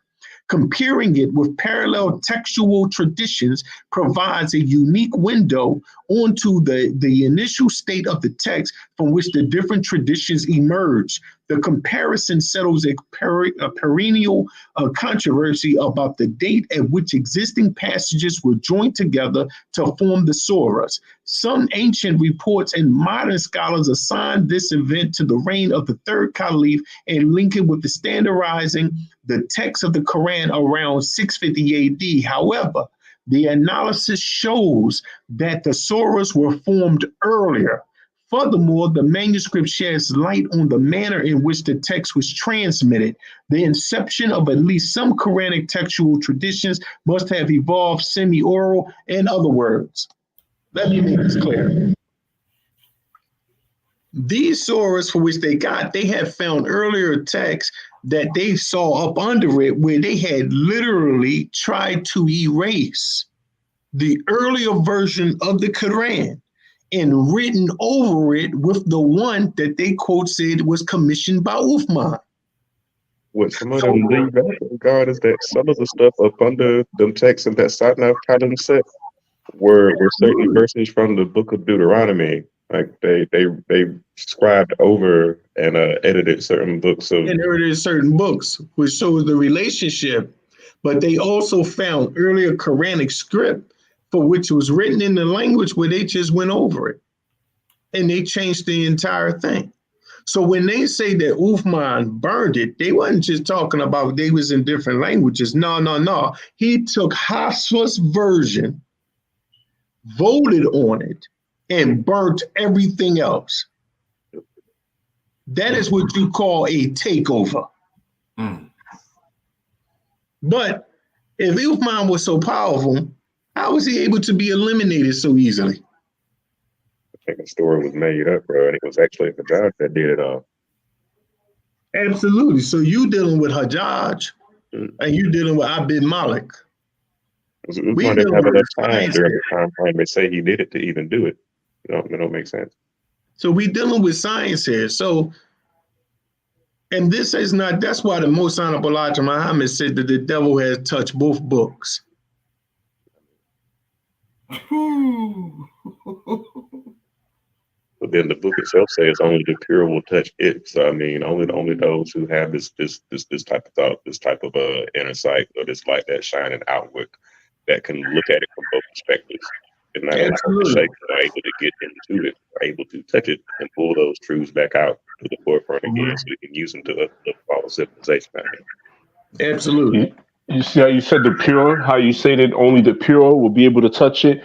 This is pure in intentions. See, pure meaning, okay, I'm going to rid myself of all indoctrinations, all additions, all types of things basically that I've been, all outside influences or all preconceived notions or beliefs or all other intentions, just rid of all of that, and just I'm seeking the truth only, actual facts, coming at it from a place of objectivity, just looking for pure facts, not looking to support or condemn a belief or anything, just getting to the bottom of it, coming with pure intentions, undiluted mix, undiluted, unmixed or tampered with in any form. We just coming from a pure place. All we looking for is the pure truth. And when we come from that perspective, this is how we're able to see the truth, even if it's clouded by some falsehoods.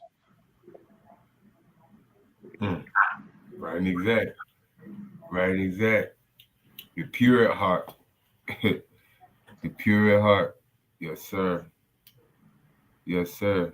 Well, brothers, I got Devin, we've been on what 2 hours and 10 minutes now. If there's anything that we left out, we can definitely do a part 2. I truly appreciate you brothers getting on and demonstrating these measures. Most definitely, this is a video that one should pick up their pen and pad and take notes. Definitely some research points, plenty Absolutely. of them in this dialogue. And I want to thank the listening audience for tuning in. Don't forget to hit the like button. Don't forget to share. The Cash App link is in the comment section if you choose to donate. If you like the dialogues, if you want to see it keep going and you feel like that we're in due your support, please support the channel. But most of all, hit the like button, hit the share button so we can get into the algorithm. Help us. If you're not subscribed, please subscribe to the channel. And we'll keep bringing these dialogues to you. I like to say honors and gratitude to Sheikh Bilal, honors and gratitude to Brother Khalil Ali Allah, and honors and gratitude to Brother Prince Anur for coming on and lending your time and your wisdom and your energy to this dialogue to enlighten the people. And if y'all can, tell the people where they can find y'all at, because I know they'll probably have questions where they can inbox you and contact you all for this wonderful information that y'all have dispensed today. Oh, I'm easy. Facebook, Khalil Ali Allah. Even though they shadow banned me because somebody was sitting right next to me and was looking for me on Facebook and they could not find me. Yeah, I think that they do that sometimes. I think they shadow ban some people where if you put your name in certain things, Google or certain, social media, you won't find it unless somebody share with you the link. I've seen that happen before, but I've only seen that happen with people that were influential, but influential in a way that goes against the mainstream narrative. But absolutely. I'm pretty much on all social medias, although I'm mostly active mainly on Facebook. But if you put in Prince Anur, as you see my name spelled out here, Facebook, you can find me on YouTube, Twitter, or X. What else? Oh boy, Truth Social. I don't post much on the those other platforms, but I will begin doing so soon because I have a publication that's coming out. Also, Instagram and YouTube, you can find, just put in Prince Anur and you can find me there, message me there. We got a lot of stuff going on, like seriously, you know what I'm saying? But yeah, the light is, this sun is rising in the west, literally, you know what I'm saying? And this dialogue, I'm so appreciative of it. I'm not going to take too much of your time with the rant, but I'm appreciative of it because it shows that here we have various expressions of Islam having a civilized discussion on the month of Ramadan, you know, without the without all without the toxicity. Yeah, the religion, right? Without the toxicity, the religious arguing, anything like that. You know what I'm saying? This is an example that could be set forth that I think could probably lead to some good things in the future. Praise Allah. So, peace. Brother, I know, aren't you an author as well? Yeah, I'm well, unpublished as of yet. There's something that I'm working on. I call this like a secret atomic bomb or weapon. It's knowledge or information I've been gathering for years. I mean, all facts backed with science. I mean, we got, yo, this stuff right here, the Quran trumps Einstein. It trumps, man, listen. The information is out there. It's just not put out there in that way for it to be said, to be seen. As they say, Islam, for the most part, is taught in a way where people look at it religiously rather than scientifically, mathematically, and reality. But we got the reality, we got the science that's going to prove everything is real. You know, Allah is a supreme being, not what we think, all the secular stuff. That's cool and all, but Quran trumps all of that, and I got the facts to prove it. Praise Allah. And you know what, brother, man? I'll wait patiently for that book. And when you do publish that, you make sure you get that link to me. So yes, indeed. Of the first to get a copy of that. Go ahead, brother. Oh no, that was it. I was just saying indeed. Indeed. Brother Bilal, Sheikh Bilal. Talk to us, brother. Assalamu alaikum. I did cut Instagram a while back, but just felt like it was a little bit too much. But I do put a lot on Facebook, and do have a YouTube channel, Sheikh Bilal, Fallou. My government name's on Facebook, so it's Tavares King. You'll see it in parentheses on any of the links that the brother Sheikh Islam 7 will share, and connected to the Sheikh Abdul Bamba International Sufi School also. So there's the videos and teachings that go back for about 4 or 5 years that we have on that page and channel also. Praise Allah, praise Allah.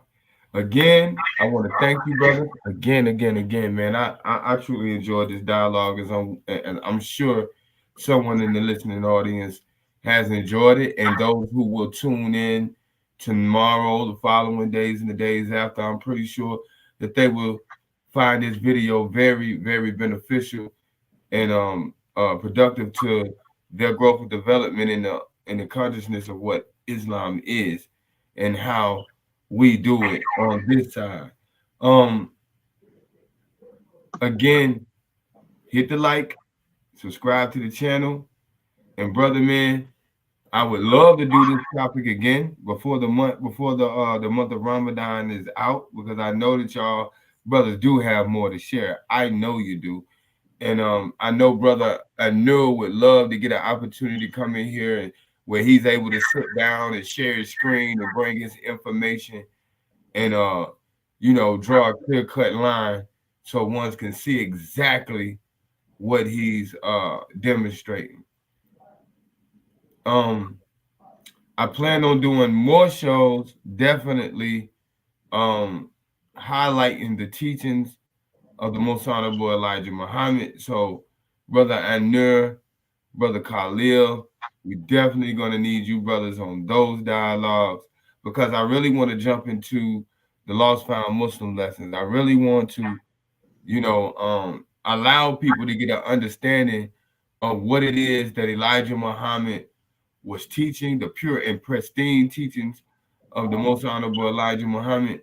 And because, let me be honest, they were very influential in my growth and development as a Muslim and my knowledge of self. So I'm appreciative of the contributions that Elijah Muhammad and the Nation of Islam has contributed to, the so-called Negro here in the wilderness of North America. So I'm looking forward to setting up those shows. I would love to have a panel of you brothers, including you brothers, and let's get to shining a light and placing our giants, the giants that came from our midst. Let's place them on the forefront. Let's push our narrative just as much as everybody else is pushing and promoting theirs. Let's cast our signal into the matrix. Islam. And all I can say is let's get it. Let's do it. Let's get it. Yes. Let's playing that supreme wisdom for real. Yes, sir. And we'll do, and just for the listening audience to know how we'll do it, we'll do it in the segments, because we have lessons, the Lost Found Muslim lessons. So you have particular lessons. We'll go, we'll start where you brothers feel is necessary to start according to the curriculum of the Nation of Islam, and we'll take it all the way to the actual facts, I guess. Yeah, we'll deal with that. And I think without a shadow of a doubt, we'll prove that we have discovered the tribe of Shabazz and who that tribe really is. Oh, I would love that. I would love that one. And can also prove that Yaqub was a god. Oh man, we would love that one. How about let's put that let's hurry up and get that one on. Let's hurry up and get that one on the plate, brother, man. Yeah, because I think something like that need to be presented because people have an issue to try to shoo away what the messengers say and make it as if it was a mythos on certain levels. No, the tribe of Shabazz is an actual tribe. And that tribe of Shabazz can be found in the ancient Egyptian texts. This tribe does exist. This tribe is us, and we are the gods. And we are some of the earliest scribes that has existed in ancient Egypt and writing some of the earliest texts that they have. We are definitely that. So, and we'll show how Master Farad Muhammad showed exactly who we are. And that's something for the gods, so that the gods can have it, whether it's the NGE or Nation of Islam, so we no longer speak from a faith-based position, but know exactly what we're dealing with.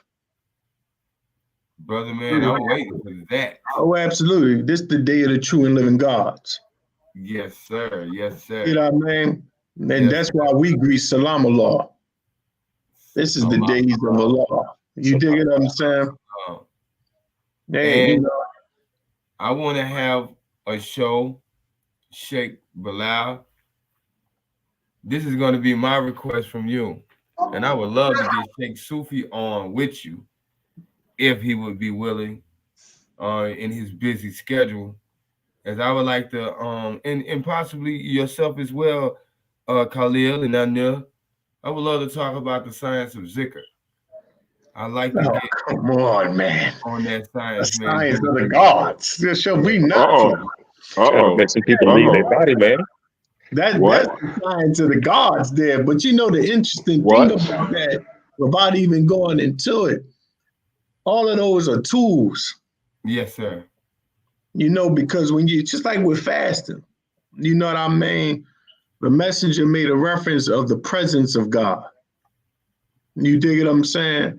And he made a statement in regards with the fast in which he used particular language, which actually tells us of ourselves, of our development and our growth. But a lot of us, we have to develop. And I think that's where that comes in at, you know? Yes, sir. Because a true, the true Zikr is that you become the Zikr. Yeah. As the Sufi saints say until you become what you're saying. Oh man, 1000%.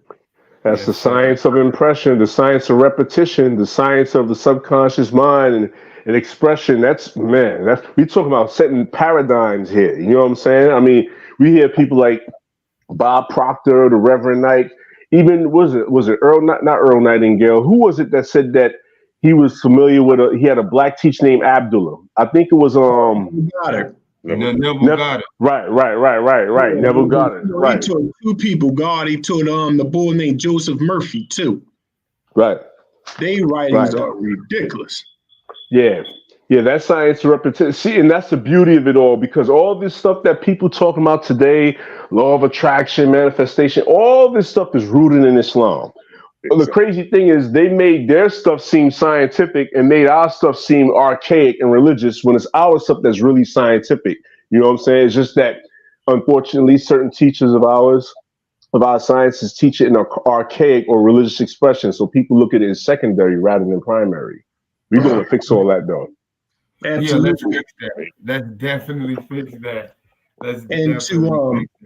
And to end with something that the messenger said and how they to live, he said, we are taught in all religions teach fasting. So that includes us too. Of course, as long as we are in the presence of God, we do not have to fast, but we are not always in his presence. In the hereafter, when all people will receive rewards of goodness, who see the hereafter, there will be no fasting. So I wrote, the messenger uses the term presence of God. Here, he is not referencing the presence of Allah, Master Farah Muhammad.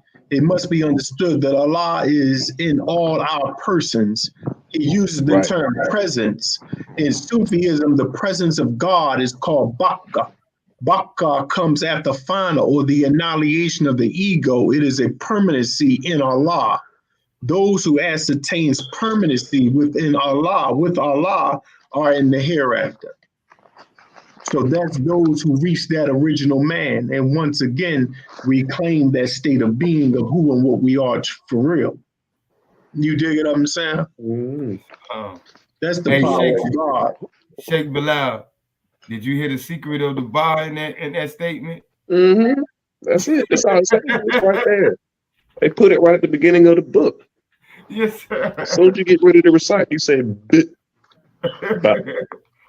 Ism Allah. That's it. Ism Allah. Energy. Ism made in the manifestation there, or manifest as Allah.